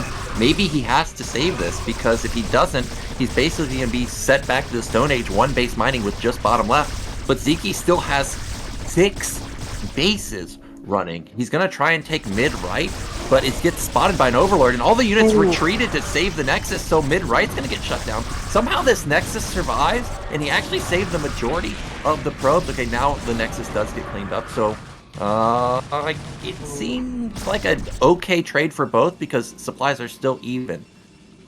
But like you said, though, it's just buying more time for Zeke to reinforce the bases that he already has. He has that base lead. This group of Cracklings is just running around, canceling Nexuses left and right here. And I mean, Ziki finally looks like he's in a position where he's just comfortable throwing units around the map. Oh my gosh, clutch storm there on the Templar. I thought he wasn't even going to get a storm off. That Nexus is dead. 55 probes to 62 drones. 6 bases, like I said, for Ziki. He is going to corner this Hydra army, but he's going to trade as well as he can. He knocks down 2 goons for 8 Hydras. Not the worst, but he's still basically permanently maxed. 170 supply. As we've said, the Hive is kicked in, but this is a huge army moving to the left side. The mineral only will be breached, going to be evacuated. Drones being pulled, lurkers being morphed, though, at the top left side, and we're seeing the rally of Ziki start to kick in here. No Defilers just yet. I think Defilers would really end this push for the most part, but here we go. So many lurkers burrowing. And how does Bonyth engage that? Ooh, nice storm, though. Yeah, but there's so many lurkers on the bottom side. Getting on top of the goons, those were huge hits from the lurkers in this base that was evacuated. Doesn't even get taken down. It's a pretty sizable lead for Bonyth right now. 30 supply. The problem is that that mineral only was down this entire time. Now he's just going to get it up and running. He is taking a 5th base at the same time, but Ziki aware of it. He's going to go for another counterattack there. Not sure how much defense Bonyth has. Okay, he does have multiple storms. Lurkers moving into position, though, and there are no observers. Okay, there is one, actually. But still, those lurkers doing good damage before they even fall. All the Templars being taken out of the base, and finally, we're seeing that Defiler coming in with the first plague of the game, and it was a good one. I think Bonyth is feeling the heat. He's just going to go for a counterattack instead of saving his base. And whenever Protoss, I think, gets into this situation, it means that they're pretty much on a timer to end the game. Otherwise, they're going to be out of it. Great storm, blanket the Hydras, but the problem is that there's still lurkers under the Dark Swarm. He's still not using his army in the center of the map to kill any base. So Ziki's still basically just macroing like a madman. Now he's going to try and finally take down the 3rd base. But look at this. Ziki on top of it instantly repositions some of his lurkers. Yeah, really, really good control. Good response here from Ziki. Looks like he finally will be trying to focus down this forest, but not before some massive storms going down, clearing the mineral line, and actually killing a significant amount of Hydra lurker here. So, I mean, Bonyth, he's still in this one, it looks like. Yeah, but he needs to reinforce, though. He may have knocked down this base, but look, it's already halfway mined out, and Ziki still has 3 other bases to take. He could take the mineral only at the right side, mineral only at the left side, top left. So Bonyth, this was an amazing trade for him. Look, he's still up 40 supply. That Nexus still survived somehow. I don't know how he held that. Ziki's supply has plummeted. Actually, drone count has plummeted too. Ziki, but like I said, Bonyth still needs to reinforce this position. Yeah, he absolutely does. These Templar are so valuable to his force. But man, getting some incredible storms as always is Bonyth here. And I don't know, man. It looks like he's really doing his best to try to even this one out. Yeah, I think he did even it out. Ziki's got a lot of gas, but not a lot of minerals, whereas Bonyth has a decent amount of minerals and gas, and we saw a ton of Archons in his army now. It's 135 supply to 111. I think Ziki needs to be careful to not overcommit with these lings. He does suicide a couple of them to knock down the Nexus. There is an observer in this army, so these lurkers are pretty much going to be gifted away. Still a 30 supply lead for Bonyth. There's not that many Hydras mixed in with this army anymore. There's +3 Archons here. They can one-shot those lings easily. Yeah, this is looking quite scary. Bonyth just doing what Bonyth does, man. He's just finding these great engagements that he can trade efficiently. And I don't know, it feels like Ziki's just thrown a lot of his lurkers away. He just did a massive drone cycle, so that means there's not a lot of units being produced right now. You can see he's scrambling to get units from the left side of the map back to top middle. These Archons are Plague, but the Archons don't really care about Plague. And Bonyth doing a good job to reinforce again. That's probably a bunch of Zealots streaming across the map. I think Bonyth may have actually broken once the Hydra Den dies. All he can build is lings, which are obviously great, but not versus 6 lurkers. No, definitely not, man. That Hydra Den looks like it will fall, and every time Ziki tries to come in with these Hydras, they just get stormed. Yeah, he has done it. He's broken the natural.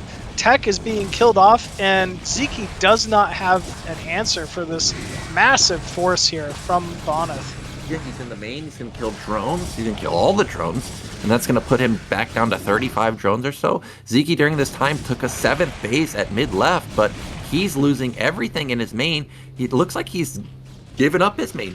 He's going to go for a counterattack, but it's high ground at bottom left. You're not going to break that. Maybe you could break mid-right. Maybe you could break the mineral only, but ooh, mineral only is exposed. Yeah, but this is just an unstoppable army from Bonyth.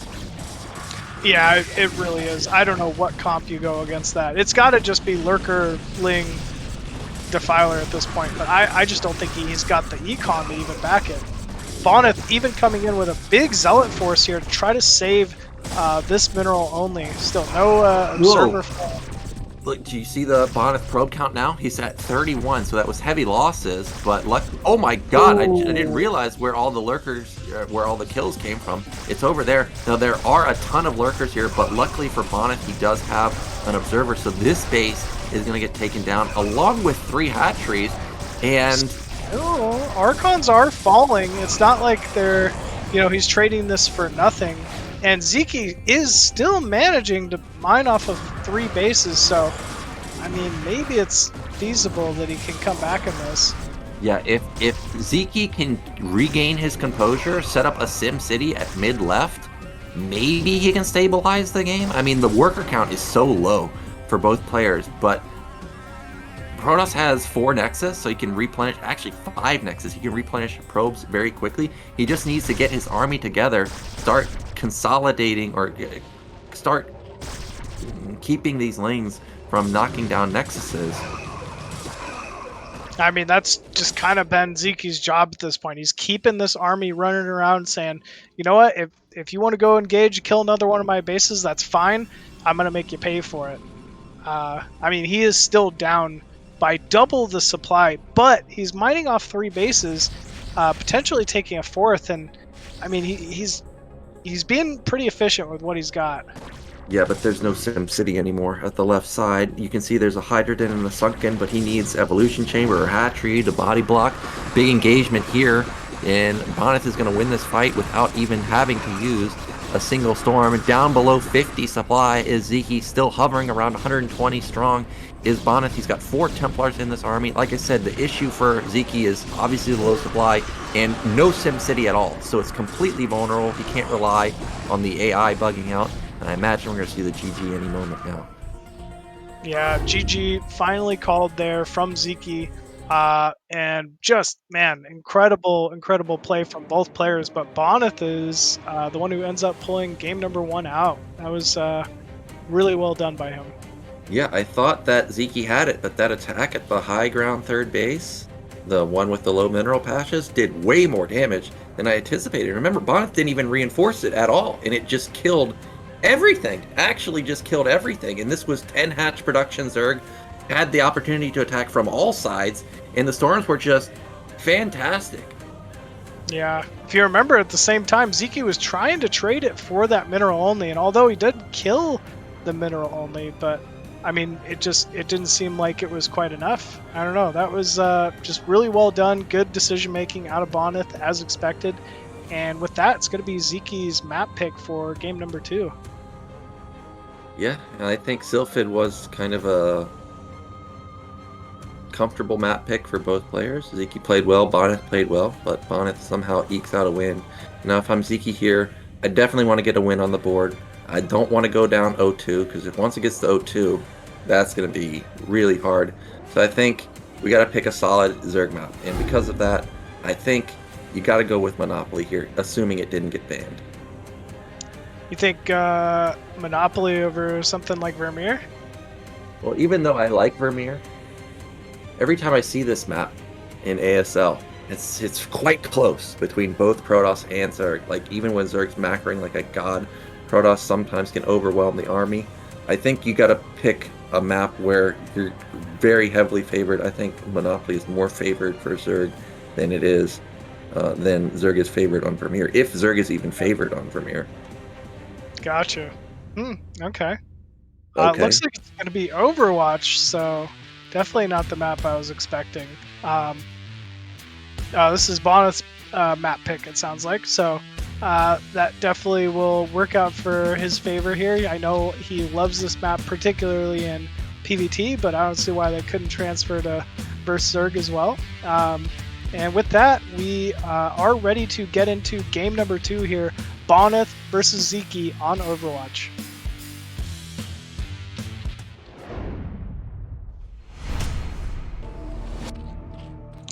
And spawning at the top left as the blue Zerg from Hungary, it is Ziki. And in the bottom right, our red Protoss, it is none other than Bonyth. Well, do you think we're going to see anything different than last game? Remember, it was 3-player map. You know, you do get scouted quite fast, often on 3-player maps. You think we'll see an overpull again? And just another 9-gate from Bonit? It wouldn't surprise me. I think those are kind of like tendencies for both these players. It seems like 2-player map. Zerg never really feels super confident about going hatchery first because you know it could always be blocked. But that being said, this is Bonyth, and I think he literally goes gate first like 100% of the time. But actually, this is going to be a 9-pool out of Ziki to kick things off here.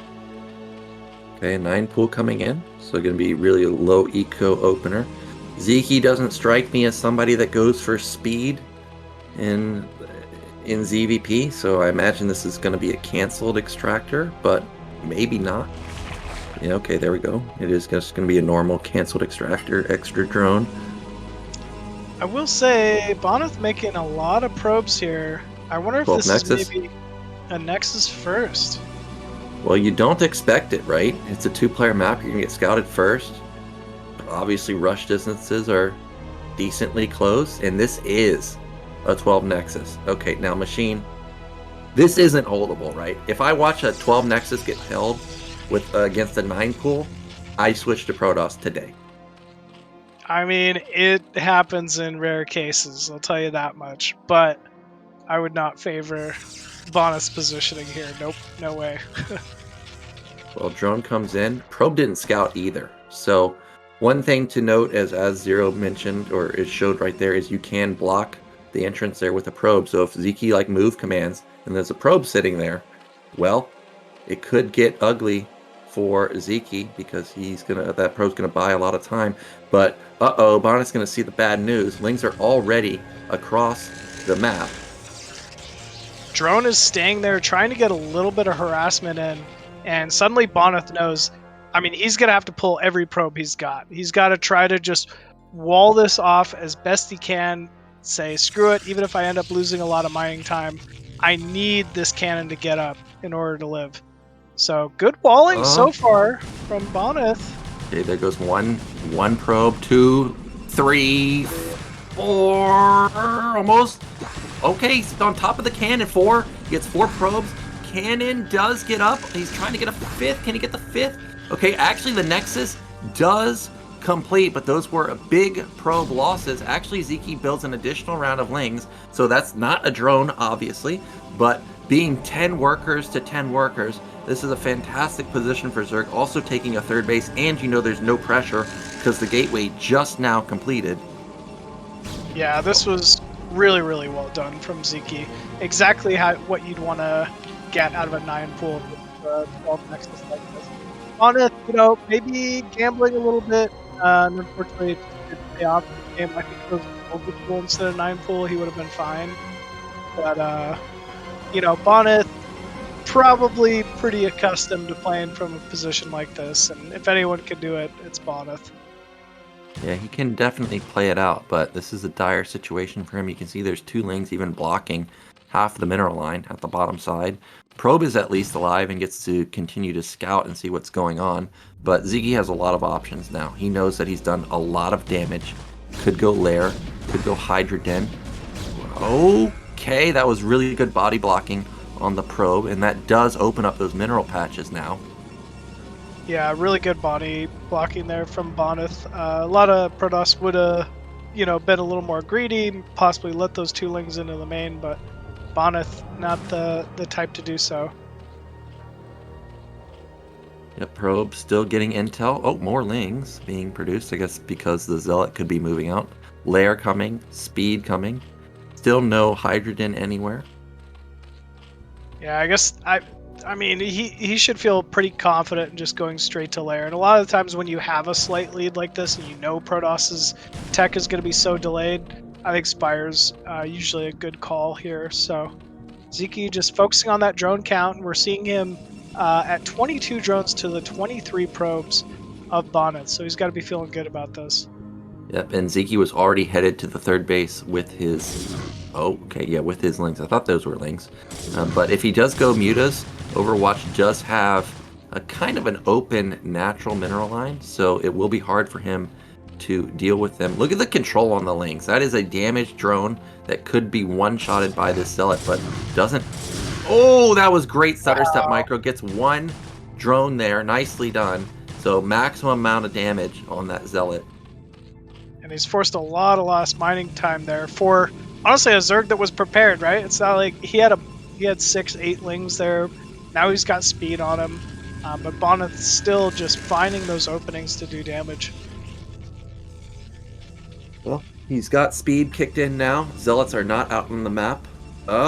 He could run by this, actually. There is a hole, but he does not go for it. Okay, maybe he does. He smells blood, takes down 1 probe, 2 probes. Can he get in and get a 3rd probe? 3rd one goes down. This is great damage. Actually runs into the main, is going to get in there. There's no cannon set up, no gateway set up. Another probe falls, sees the first Corsair timing. Yeah, this is all great news here for Ziki. Still has the speed links in the main. Ooh, almost take out another probe. So this is just causing chaos for Bonyth here. Bonyth's lost a lot of lost mining time. I mean, that probe count has been reduced yet again here for Bonyth. So Ziki really just doing a lot more with his advantage this game. More Lings. Ser does... Oh, he gets another probe. Ser doesn't feel confident to attack those Overlords, so not going to get any damage done with them right now. More Lings were produced, though, and they are moving across the map. Now, that natural, I think, has been SimCity'd off, so this may be a mistake there to produce all of these Lings. Oh, okay, there's only 2 Lings. Wow, he's still racking up probe kill after probe kill. Wow. Doesn't look like it. Looks like you were right. There's no real entrance for Ziki to try to run into that natural, but still, I mean, there's almost like a relief to having 12 lings just sitting outside of Protoss's main, right? You know, there's no zealots that are gonna run out. There's no probes that are gonna sneak any bases or get any additional scouting. So even though they could be drones, I think sometimes it's worth the benefit of just being able to focus on everything else. Well, he does have, or he could potentially go for a combo muta-lings. Try and jump on the cannons and then attack with lings at the front. He's built a lot of mutas and Scourge, so that might be the move. But Corsairs, the count is 4, soon to be 5, and +1 weapon kicking in. So if he does go for that, that could be a mistake. Instead, he is just droning behind it. We see 6 hatches, +1 weapon coming in, almost even worker counts, but here comes the muta harassment. And the Sairs just moved! Ooh, they just moved. No cannon in the natural either. So Ziki able to get some big pickups. And just, once again, he's just whittling down this probe count of Bonyth. Oh, even connects on 2 of the Corsairs. This is just going Ziki's favor, it feels like. Yeah, 2 Corsairs even popped an additional probe there, so Zerg is almost ahead in workers again. 6 hatch production, like I said. He's got that sweet spot of workers on 3 bases at this stage in the game, around 35, and there are the Hydras. Yeah, Hydra's definitely going to be the tech that Ziki needs to kind of stay on top of this one. He knows that Bonyth is committing to those +1 Corsairs. He can definitely expect more out of Bonyth, so it's going to be nice just to have those Hydrals to defend all of the Overlords and get to that next phase of the game. Ooh, Bonyth, though, focusing down all of the Scourge and suddenly getting big pickups on all of these Mutalisks of Ziki. So very well done there from Bonyth. Yeah, that was the trade he needs, and this DT's even racking up a decent amount of ling kills. Supplies are dead even again, but these mutas, after the initial probe kills, they are almost all dead. First few Hydras are moving out, and just like the Sylphid game, the Storm Tech feels late, but this is 6 Corsairs with +1 weapon, and there's isolated Overlords. I also noticed they do not have armor upgrade. Yeah, they don't have the armor upgrade. I don't think you need it if it's not 2-port Sair, so as long as Ziki stays on top of his Scourge production, he should eventually be able to kill off these Corsairs. But ooh, more big damage coming down. 3 Overlords could fall here for Ziki. Yeah, but Ziki's attacking the front with the Hydras. A lot of cannons coming in. His range is not done just yet, so he's not really able to pop the Forge. But that's a lot of cannons forced out. Corsairs do not fall. I thought they may have overstepped there, but actually Bonyth is going to hold this. He even cancels a cannon. He's feeling that confident. Yeah, I think he's got Storm Tech out, so he should be, feeling much safer about this. Ziki trying to get to that next phase of the game, secure a 4th, but man, more and more Overlords falling here from Ziki. Bonyth is just relentless with these Corsairs. But actually, Ziki's still pressing down the wall here, and we're seeing additional Hydralisks being rallied in. Yeah, he's got a ton of Hydras, actually. This is a dangerous situation for Bonyth. He's got a decent amount of Zealots, but just now his gateway's completed. Corsairs, are they stuck? They're trying to clump up those Scourge. They do not clump the Scourge up, and he loses 4 out of the 6 Corsairs. That was a great move from Ziki. Oh man, he might move the rest of them. Rallying over those Hydras, so Ziki doing a good job just trying to cut these off, get a little extra damage on the final 2 remaining Sairs. But, I mean, Ziki in a pretty commanding position here. We're not seeing Lurkers quite yet, but I would assume they're on their way.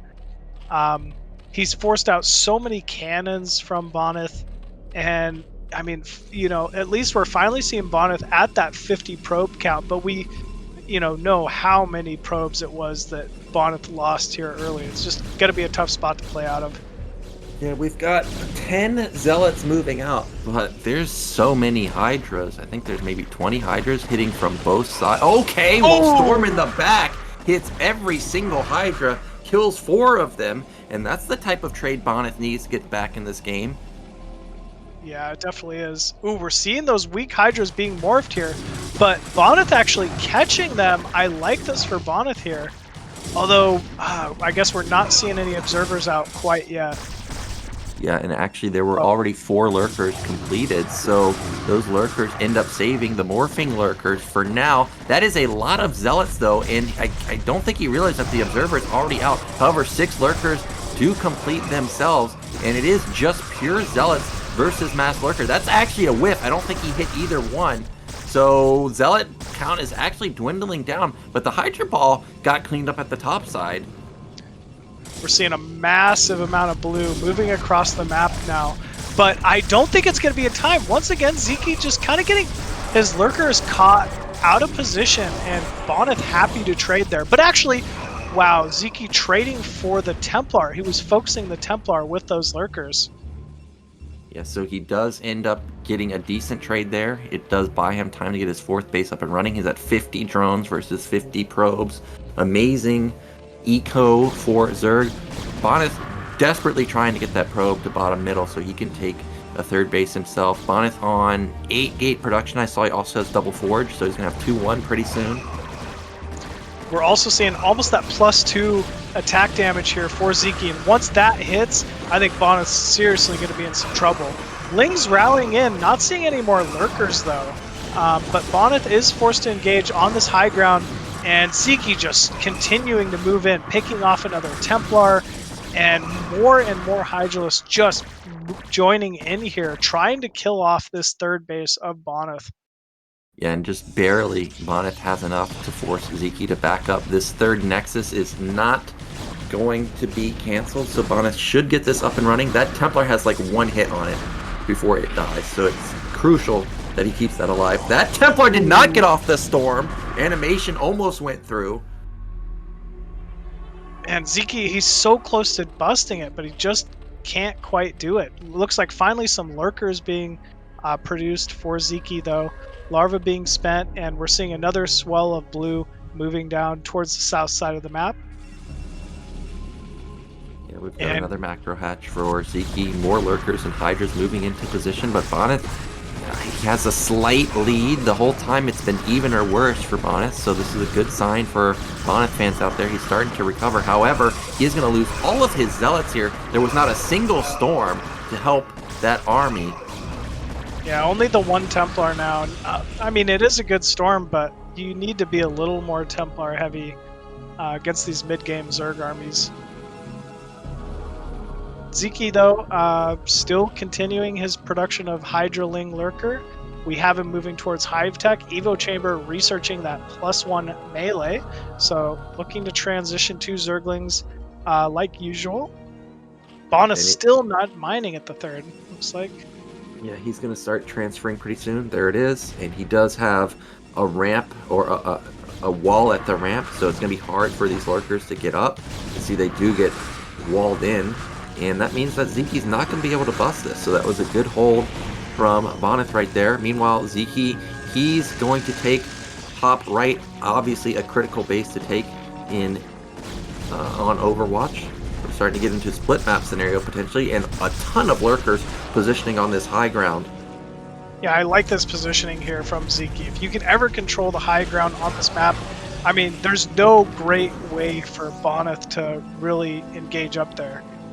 You know, you do have this natural ramp, but that's also very, very tiny and very easily held with, you know, not many lurkers from Zerg here. So Ziki obviously recognizing that this is going to be a big point of contention and getting here early.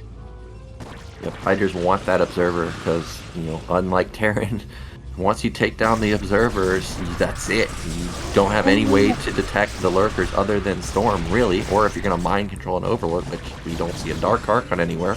So killing every observer is very, very important, and it does keep Bonyth back.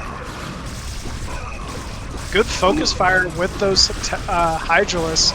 Ooh, lurkers are being targeted down, though, for the first time. Looks like this rally from Ziki just slightly late, but it will inevitably push Bonyth back here. Well, 2-1 just kicked in for Ziki. He's got the armor upgrade. Ling upgrade should be coming in pretty soon. +2 weapon for Protoss should be +3, +2 in just a second. But pushing back Bonyth. Oh, actually, +3, very far away. 5th base is completed at top right for Ziki. Hive should be done too, so Adrenaline should be kicking in pretty soon. Yeah, once that Adrenaline gets on the field, Zerglings can just tear through these mass Zealot Dragoon forces. Bonit's going to need to start getting a little more Archon heavy if he wants to be able to deal with the change in composition here from Ziki. Well, he did manage to sneak a probe to the bottom left. It went unscouted, so that is a key moment for Bonit if he can actually get that up and running. Lurkers are dishing out tons of damage. Hydras are holding strong. Zealots cannot try and engage here. There's too many Lurkers. Now he's starting to see a sizable supply lead for Ziki. He's up 20 right now with 5 bases versus just 3 completed for now for Bonyth. But he is hiding that 4th, but it does get spotted. Ooh, he'll be able to tear that down with Zerglings here quite quickly. Bonyth, though, opting to move across the map through that natural ramp. Ziki kind of being forced to react and adjust here. I guess he's going to go to try to counter the 3rd base. Picks off the only lone Templar there, and suddenly things looking really good for Ziki.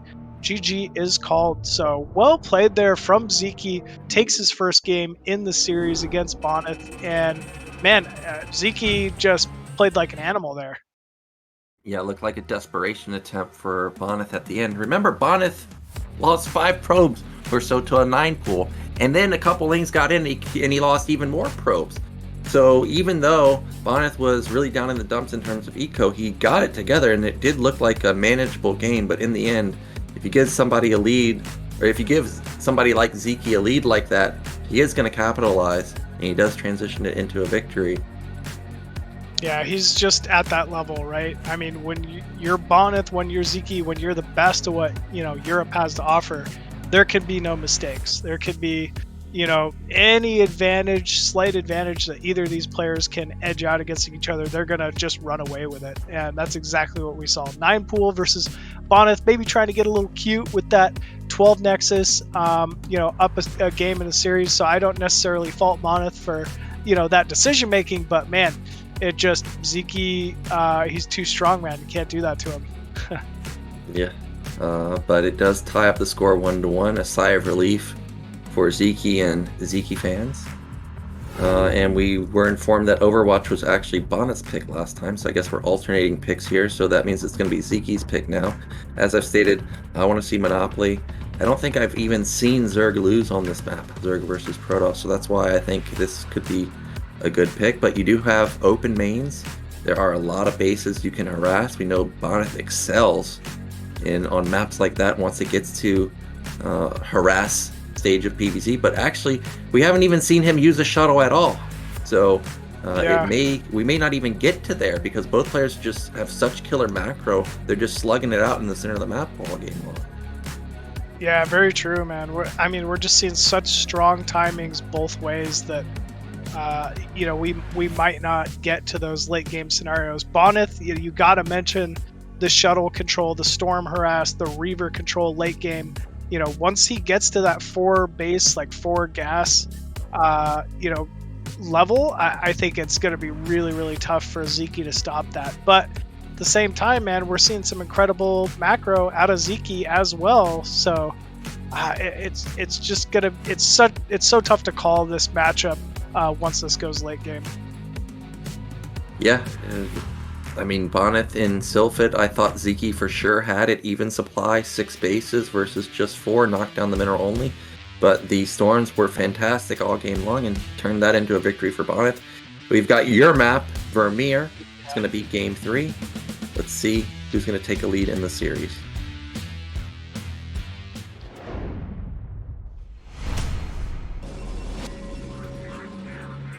And spawning at the top right of the map as the red Protoss from Poland, it is Bonyth. And in the bottom left, tying up the score 1-1 on Overwatch, it's Ziki.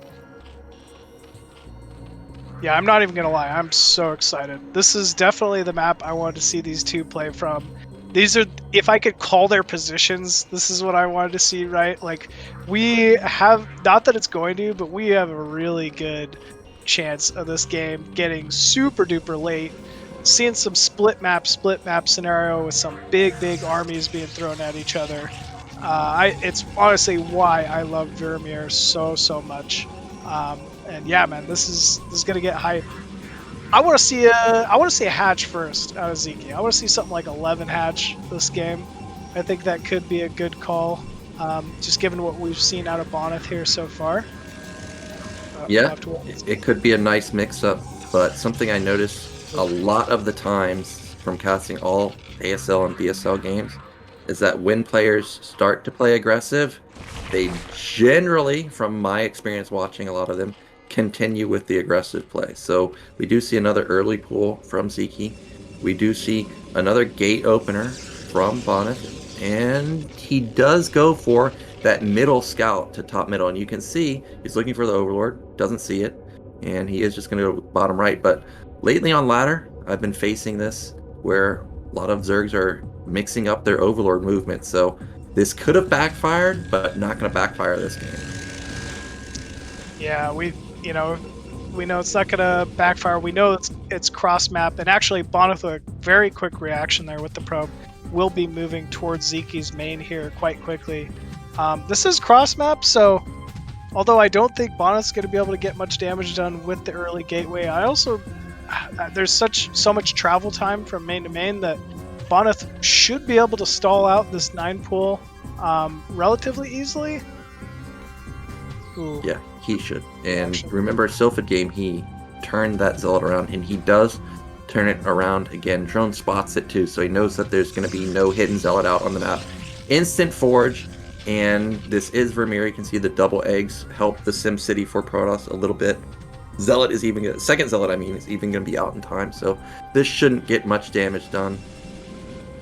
Yeah, good reaction. It's good to mix in the 9 pools and try to get a little bit of extra damage, especially when it went so well the previous game in the series. But I mean, Bonyth he's Bonyth, man. He sees all. He reacts so well here. I like the call to go Forge instead of trying to get fancy and get a quicker Nexus down. I think he's in a good spot. That Nexus coming in. We're going to see that dance that you talked about on Sylphid. Ling's going to try and engage onto the Forge or engage onto Zealots if they're ever isolated. We see there aren't any isolated Zealots though, so just poking, trying to get a reaction, but does get the probe in, spots the 3:15-ish gas maybe, so much later than previous games. Much later. That can really only mean one thing if you're Protoss. You have to expect some type of a Hydra opener here. And I'm sure Bonyth knows that. So, yeah, Ziki with definitely a delayed gas, but with the delayed gas comes more drones.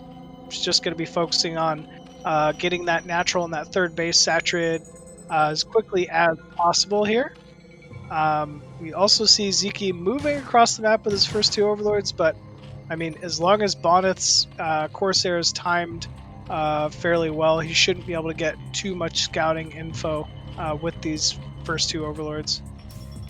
Well, if this is... Okay, it's not Hydras. I was going to say, if this is Hydras, you have to keep in mind that this is cross-spawn. It would be very far away. We do see Lair. Probe did scout it. Lair isn't that far along where, like, you're committed to Lair. I guess Ziki could cancel it to really mix it up if he wanted, but is not doing that. He is just going to go for typical Spire follow-up. And then we do see Stargate is also started for Bonyth.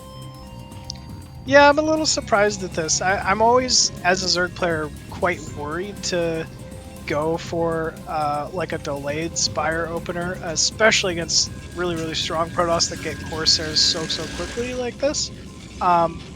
There's a very real scenario here where Bonyth gets 2-3 Overlords with the first couple Sairs, and Ziki could be in a lot of trouble. Yep, Spire is coming down.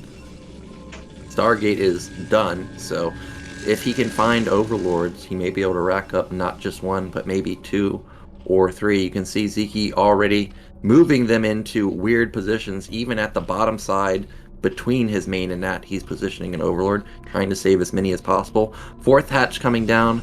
5th hatch, I'm sure, will be coming down in just a second. And we do see Fast Citadel from Bonyth as a follow-up. Yeah, I'm actually loving this play here from Bonyth with that Fast Citadel. It is cross-map, but Corsairs and Speed Zealots still could do so much damage because they move so quickly here. Bonyth with that very early Corsair, remember, will be moving in here, should be able to scout that Spire timing, and hopefully we'll jump on 1, if not 2 Overlords here of Ziki. First Corsair comes in, does not spot an Overlord just yet. He sees one at the bottom, sees the Spire timing. Maybe he missed it, actually. Okay, now he spots one. We'll take this one down. Maybe we'll only get 1 Overlord, but second Corsair moving across the map quite quickly. There are a couple more Overlords up there, by the way. Actually, 2 of them. He may be able to knock down all 3 if he moves up in that direction. He does spot it. Wow. Second Corsair dives straight on it. Yeah, I think he's going to at least get a couple here.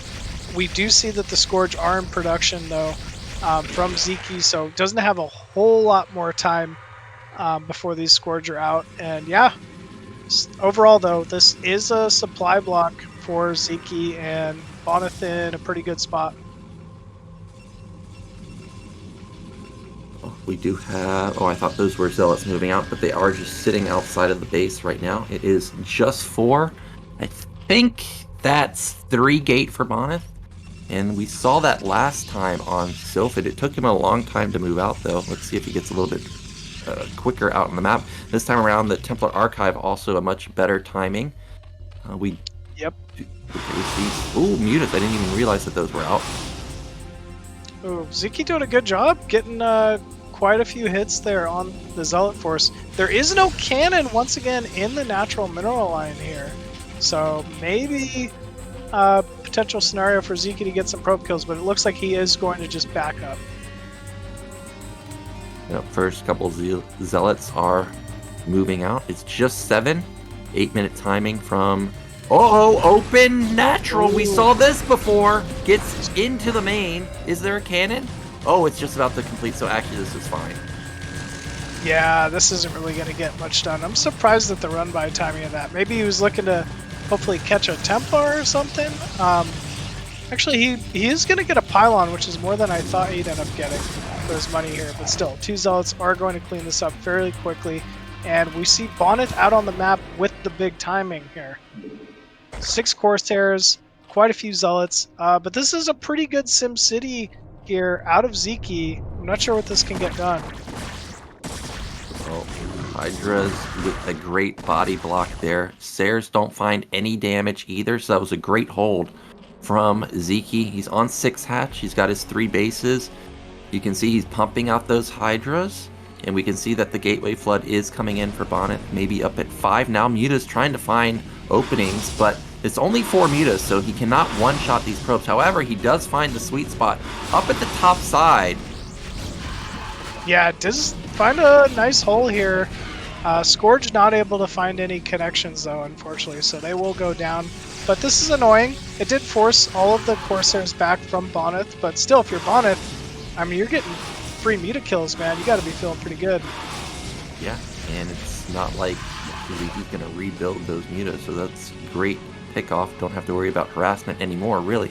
20 supply lead. This is the biggest supply lead we've seen in the entire series, and Bonyth has a big bank, so it's probably going to balloon up to 35 or 40, but Hydras are moving across the map. We're going to have Zealots kind of get picked off in the center. They're going to lose 2 of their lives and now run to safety. Yeah, that was a nice little pickup there from Ziki just by, posturing out with these Hydras. He's got a lot of Hydras, even though he's down 20 supply. I mean, this is still quite a scary force out of Ziki. I like Bonyth's positioning here, though. Moving out towards mid-left, getting out of position, hard spot to get scouted, and he could dive in here and kill a couple Overlords quite quickly. Yep, but he doesn't get any Overlords. That was good defense from Ziki. Drone count is 47 to 47 probes. May even start thinking about taking bottom middle. We haven't seen any lurkers just yet. We're approaching that point in the game where we've been seeing them start to show their faces. We see that the Lurker upgrade's about to finish. Another Zealot attack, not going to find any success. I did see 5 Templars at the natural, so that's a lot of Storm in the next couple minutes. Yeah, I like how he gets them early. He's just banking up that energy for these massive fights. And I mean, when they're Bonyth Storms, they can do some significant damage in these mid-game fights. It looks like he's Bonyth also going to be killing off that egg out of the natural. Usually a good sign. He's planning on moving out here pretty quickly. Yep, we do see supplies are still 20 in favor of Bonyth, but this is a manageable position, especially with Lurkers coming out. And again, this Hydra movement from Ziki, fantastic, trying to catch Zealots in a flank, gets a couple of free Zealots, and he's going to back off, saving all of the Hydras. Third Nexus is placed down here from Bonyth.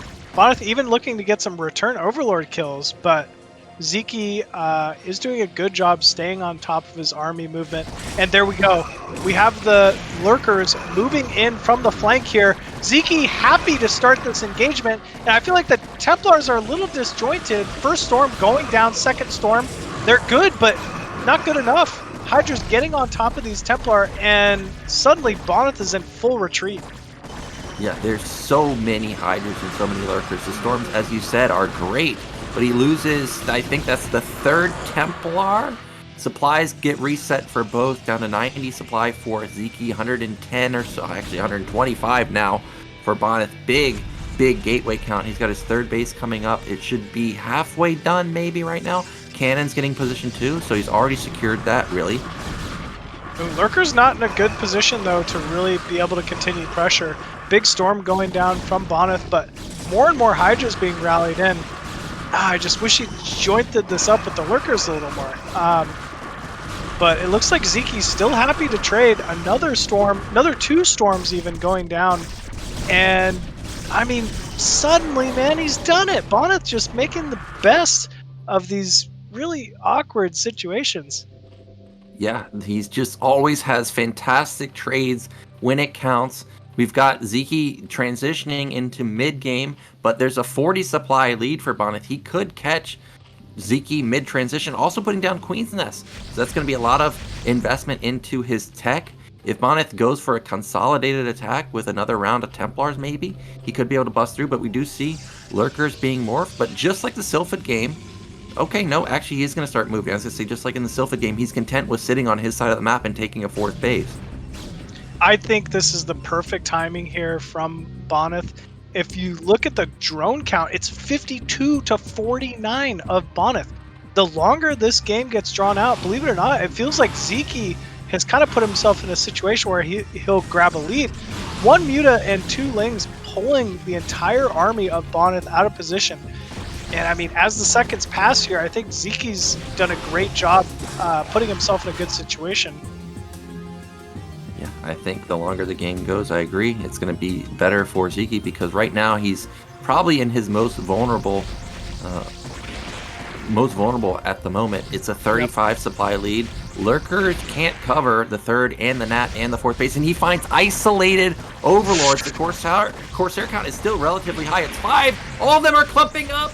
So many Overlords are going to fall. Scourge do connect, but there's still going to be more Overlords falling. Huge supply block. Lost He's like done 7 Overlords.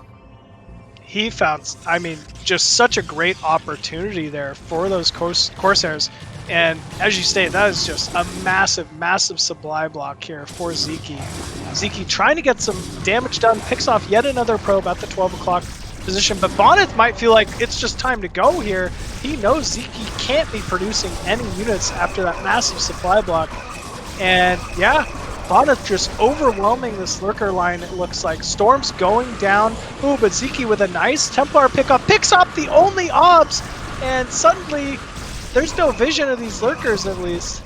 Yeah, but this looks basically like the same fight we had on Sylphid at the 3rd base. He's got a tiny army, but he's just having an insane trade. He does need to reinforce, just like I was talking about on Sylphid, but actually the 4th base does not get breached.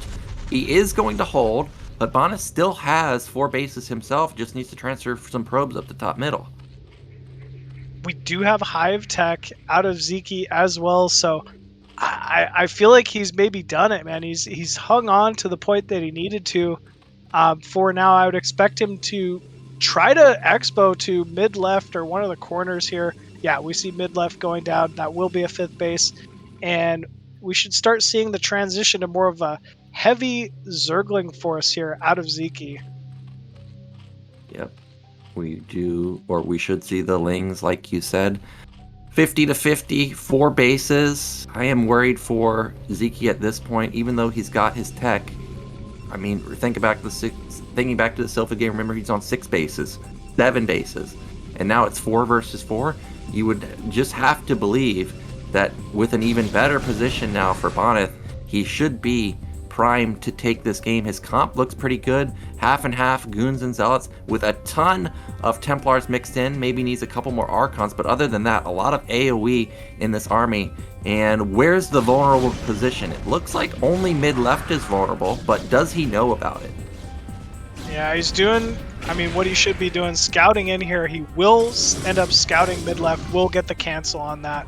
And at the same time, actually sneaking a probe bottom right to get some cannons down and maybe sneak a base. I like this from Bonyth. Yep, that's a sneaky move there, and he knows that Ziki's not going to take the main base, and if anything, he's going to take that low ground third. But we've got a huge attack here, and all of the units are out of position. Why are Ziki's army, most of it at top middle? But this is dangerous because we've got lurkers on the left side, lurkers on the right side. Actually, Bonyth might be the one that gets surrounded here. Lurkers moving into position.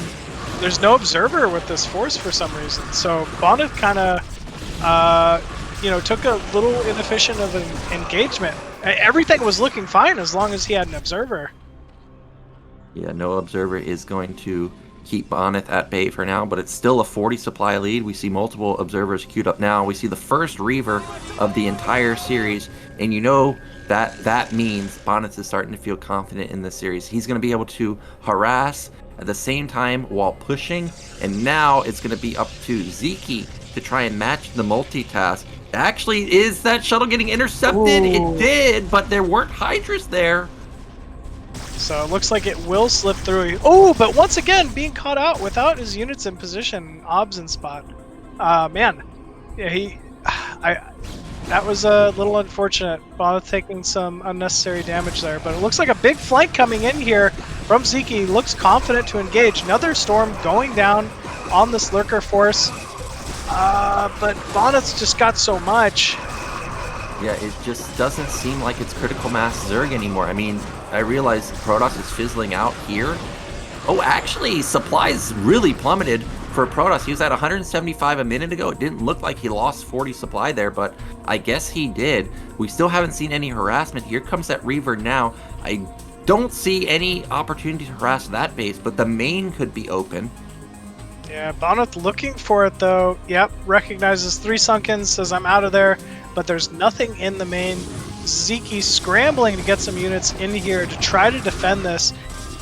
Insta-target on that Defiler Mound in the main of Ziki. Uh-oh, drones, and there's only Lings. Lings really aren't going to help save much here. Oh, huge hit. Massive connect.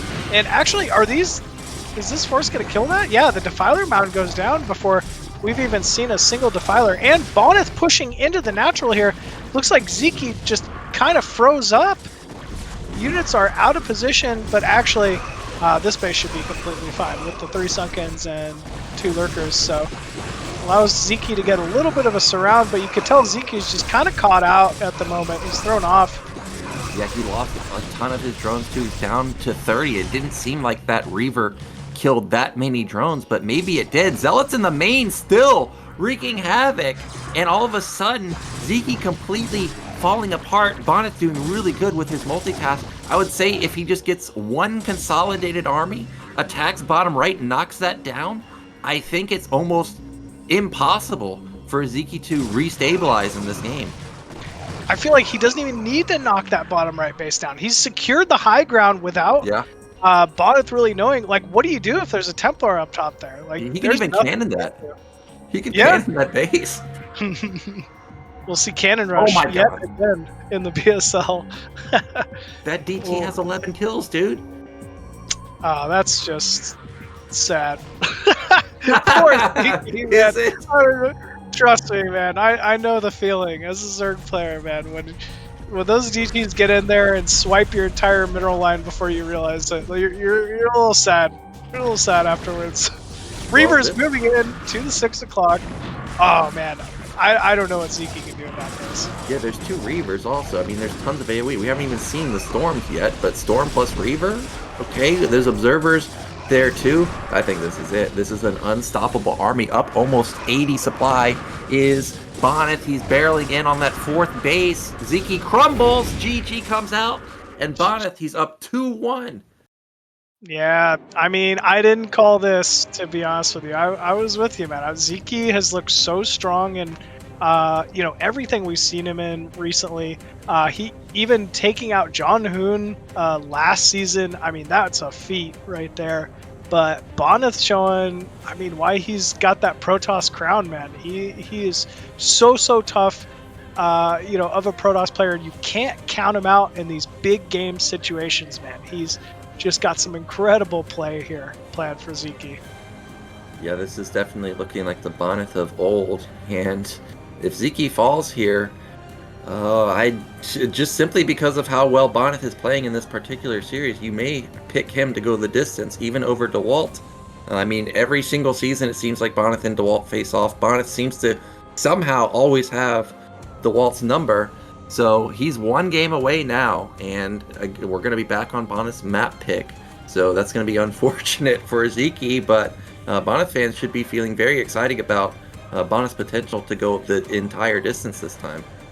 You don't think Bonyth's map pick's going to be Monopoly? No, it can't be, right? It can't be. Like I said, have you seen a Protoss win on that map, Protoss vs. Terran? Or Protoss vs. Zerg? I have not. I guess I can't say I have. Yeah. I don't know, man. We can keep going. Yeah. But I think Monopoly, I don't know, man. With the short rush distance, I don't want to count it out as being a decent map for Protoss. That being said, we're about to find out what Bonyth could pick here. It could just be Longinus and he secures like a double gas or something like that. I'd also love to see that. We also know that Overwatch was Bonyth's previous pick, so maybe he'd feel a little better on a map like Butter. Either way, I guess we're just gonna have to wait and see here. But actually, it's gonna be. Wait, is that how it works? Is it gonna be Ziki's map pick, or they alternate? I think they alternate. Okay. So then I would assume this is Bonyth's map pick, right? Because. Yeah. I think Ziki was the one who picked Vermeer. Yeah, so this, I don't know. We'll have to wait and see. Longinus, Monopoly, Butter. It is Butter, so it is another 2-player map. I don't think this is a bad call here for Bonyth. Seems to be, a fairly decent map for the matchup. There's a lot of little entrances to run around with Zealots, with DTs. Corsairs do great here, so kind of excited to see how this one plays out. And with that, our players are ready to go here. It's going to be Bonyth, it's going to be Ziki, it's going to be Butter. Let's see it.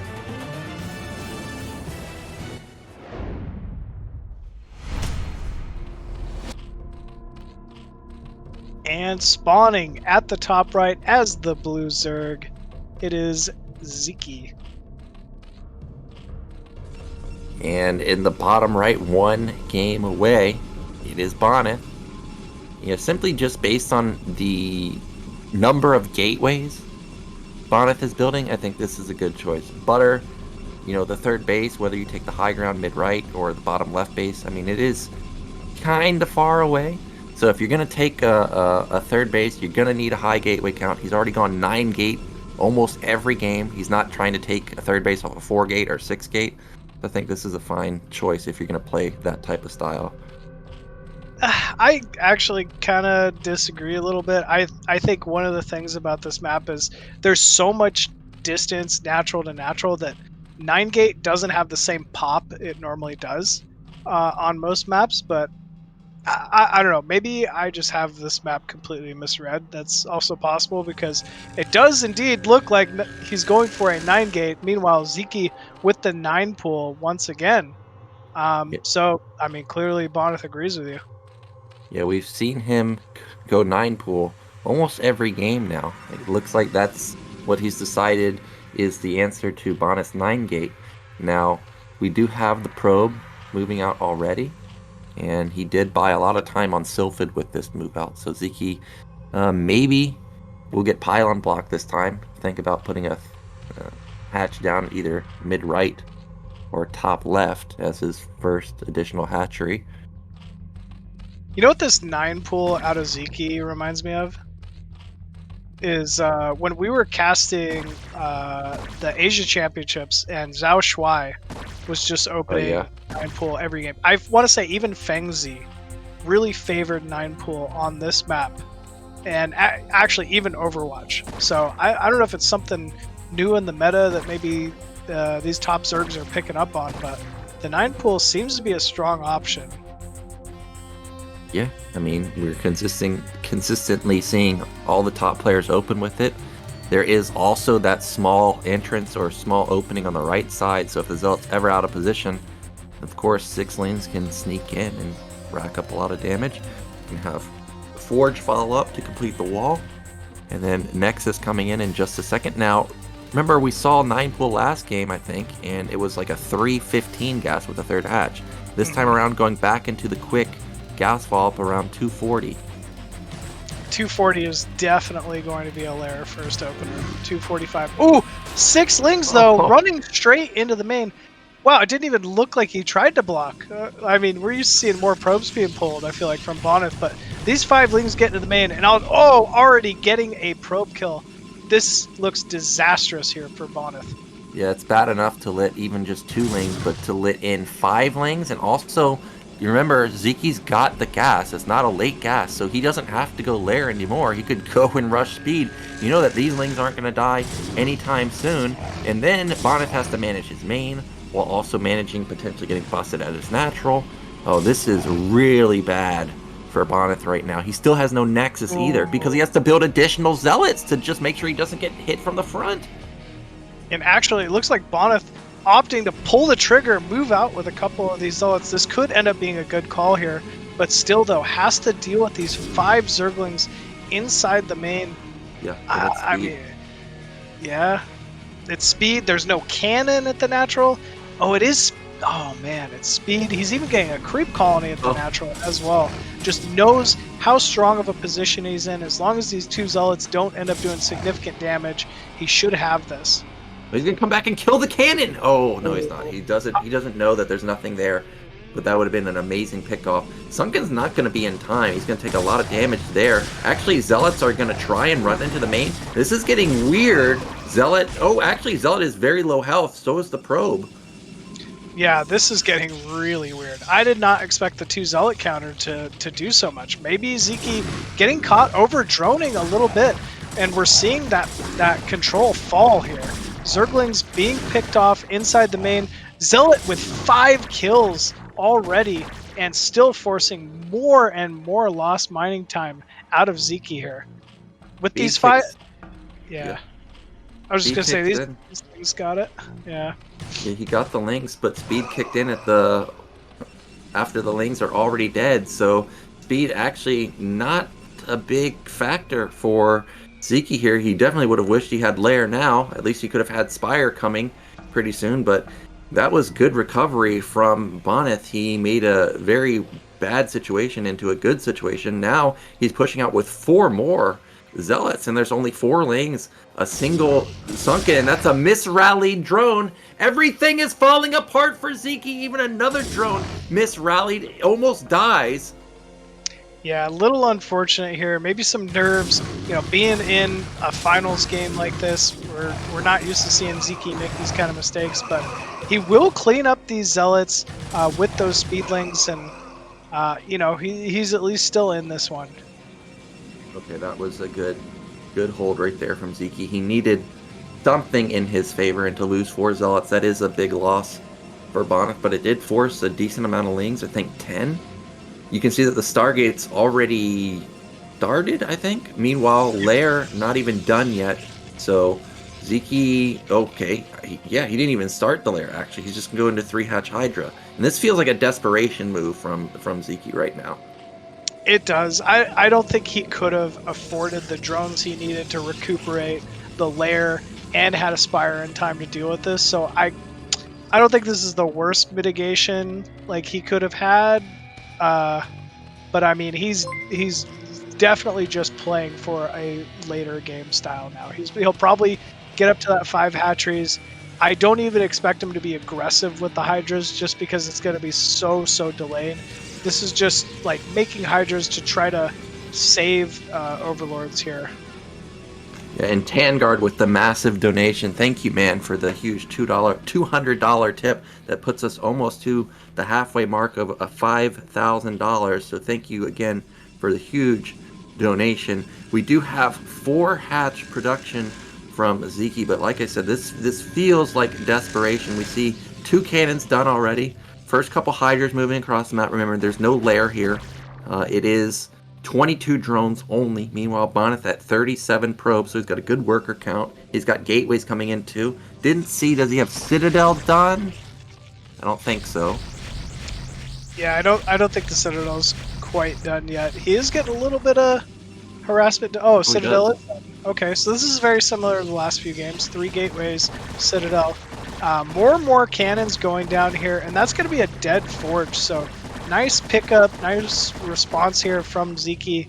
But I don't think Ziki is in a position to do any serious damage here with these Hydralisks. Yeah, the Sarah is trying to get a gauge on, like, okay, am I getting all in? This drone cycle, what is this? And he sees that drones were produced. So he knows that he doesn't have to build, 10 cannons here. 5 is probably fine.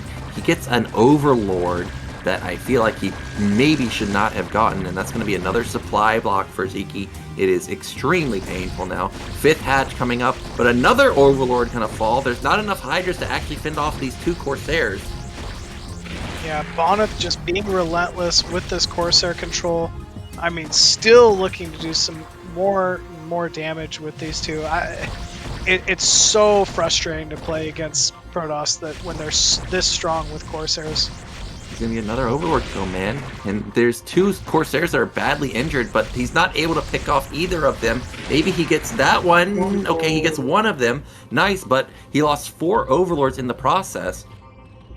Yeah, these are big supply blocks. We've seen it multiple times in this series.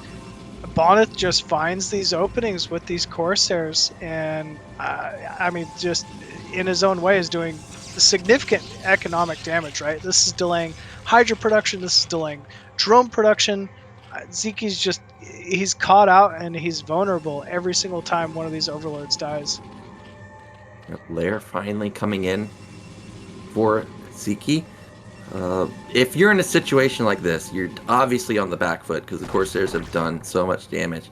Can you even afford to go Spire? You think we might just see straight Lurker for him? Like, what are you doing with what are you gonna use this Lair tech for? I don't want to count out the Spire tech here, right? Like, he's at least done some significant damage to the Corsairs. There's only 2 left. They're low. I think maybe getting a little lucky and catching Bonyth out with Muta could be the answer he maybe is looking for. But you very well could just go straight into Lurker and try to go for some type of a contain as well. He has whittled down the Corsair count, I think, to just 1. So I guess a Muta switch could catch Bonyth off guard a little bit. I'm looking at gas for Ziki. He's got about 600 gas. I don't see 3rd gas taken from him, so it definitely won't be hardcore Mutas, but we could see something like 5 or 6, maybe. Spire about to finish. We see the Sair is going to move out and is going to find, again, isolated Overlords, and will also spot the Spire. Yeah, I think he's looking for... Oh, no. He's not building Overlords. I think Ziki's just a little thrown off, and he's going to end up getting a little supply block. Oh, here. no. Ooh, big. That Ooh. that might trigger a GG, actually. He lost his entire army right there, and he is supply blocked, like you said. I mean, technically he's not supply blocked anymore. He's floating a ton of resources. He's going to actually use all of that gas for mutas, but after losing his entire Hydra army, really, I don't know, this is a really dire situation, but like I said, the Corsair count is only at 1. However, I think a DT drop is moving across the map. Yeah, this, I mean, could be just what he needs to get some big damage. Maybe if the Hydras went into the main and he's able to snipe this shuttle. Oh, at least he sees it. At least he sees the shuttle moving into the main here. So mutas do react. Overlord going into the main. But I mean, he's really got to prevent any more damage from getting done here. Hot pickup on the Templar does unload. Oh my gosh, he still manages to get kills with it. The DT and Zealots all get knocked down, but that was still I would say a decent trade. He gets a couple drones, but that was a big loss. A Zealot got hidden, and the mutas are moving across the map. Reminds me of the Dasakwe game. He's just sitting there in plain sight, just waiting to jump into that mineral line, do some significant damage here. We're seeing cannons going down in the main of Bonyth. Looks like he is being forced to react. Ooh. I would be so mad to see this. I'd be like, are you serious? Where was that? And it gets 1 kill, forces a full drone pull, and of course, it's the drone cycle. So this really hurts. At least he doesn't pull back his whole army. The mutas did deny the Nexus at bottom left, so that's great. Yeah, no third Nexus quite yet for Bonyth. I mean, these are the moves that Ziki's got to do to try to get back into this one. We are seeing Corsair production ramp back up from Bonyth, trying to build up sizable enough anti-air to prevent these muta from really doing any significant damage to the Templar count. But man, Ziki, he has redroned. He's at 42 workers to the 49 of Bonyth, so not in a bad spot there. Just it's everything else he's having to cut at this point. We're seeing a 30 supply advantage for Bonyth. Finally, we do have some lurkers on the field though, but man, this is going to be a tough force from Bonyth to stop. Double cannon, no Sares. This is an open mineral line, and it does move some of the goo in the back. Corsair scrambling to get into position 2, and this counterattack from Bonyth will be stalled for now, pushing back the mutas. Really nicely done. Only lost 4 probes there. Actually, the Templars didn't move all the way back, so they are kind of isolated here. Attacking into Hydra Lurker with no observer. He is going to be pushed back for now, bleeding off a decent chunk of Zealots, but still a 30 supply lead. Oh, mutas intercepted those Templars. Going to pick them off. Ooh, very nice pickup here from Ziki. This is exactly what he's looking for. But actually, Corsair's getting on them very quickly and tearing them down. Ziki's he's just on the back foot now. He knows that Bonyth is on his doorstep. He's going for the kill here, and he just doesn't have the units, it looks like, that he needs to stop this. Yeah, he's going for a counterattack, but he needs all the army he can get to try and save this natural. That's a ton of hatcheries there too. These Templars have multiple storms. Look, they almost all have full energy. Good storm onto those lurkers. That's kind of a whiff there, but there's just so many goons, so many storms. This is another great storm, blanketing all of the Hydras. It feels like this is going to be it for Ziki. Everything dying. Sub 75 supply, almost doubling supply is Bonyth. He's got so many goons, knocking down these Hydras left and right.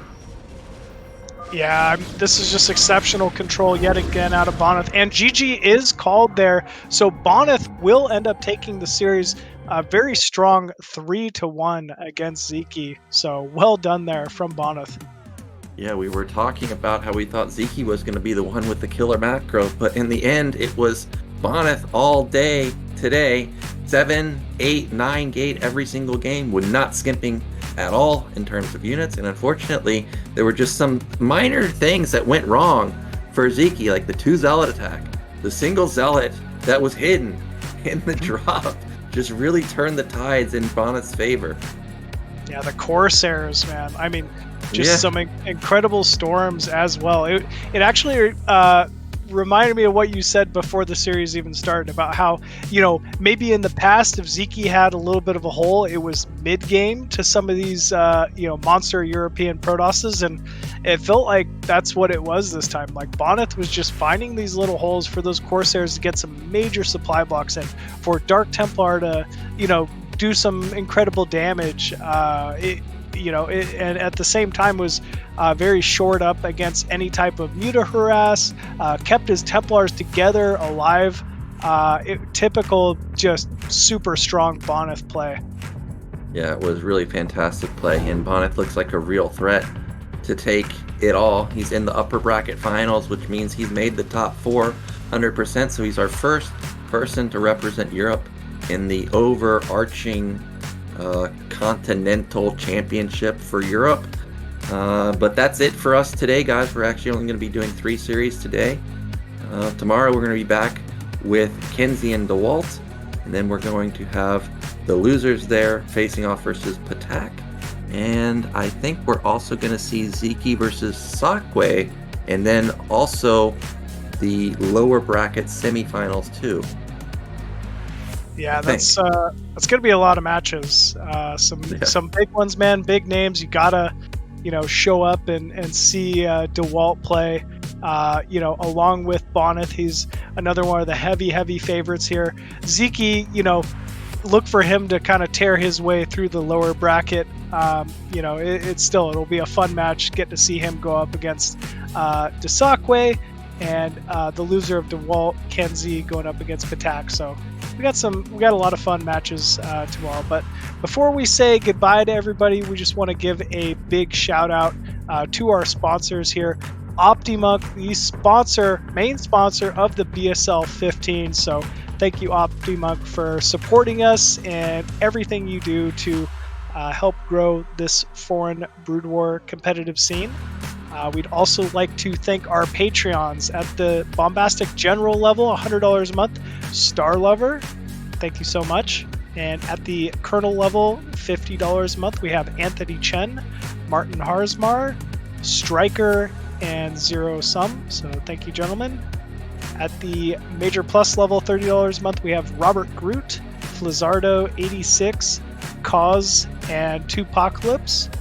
And at the major level, $20 a month, we have Nicholas Schuler, Christian Eddington, LML, Ling Pump, Niantek, and Quark. So thank you, fellas, as well. Thank you to everyone, honestly, who donates to the Patreon.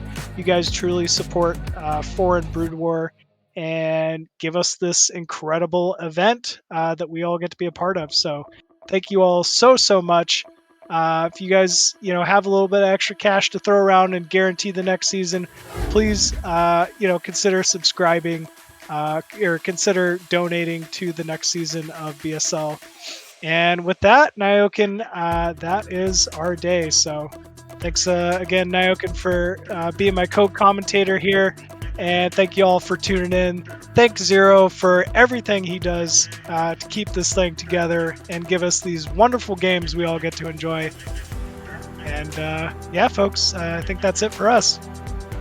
Yep, that's it. See you tomorrow, guys. Bye-bye. See ya.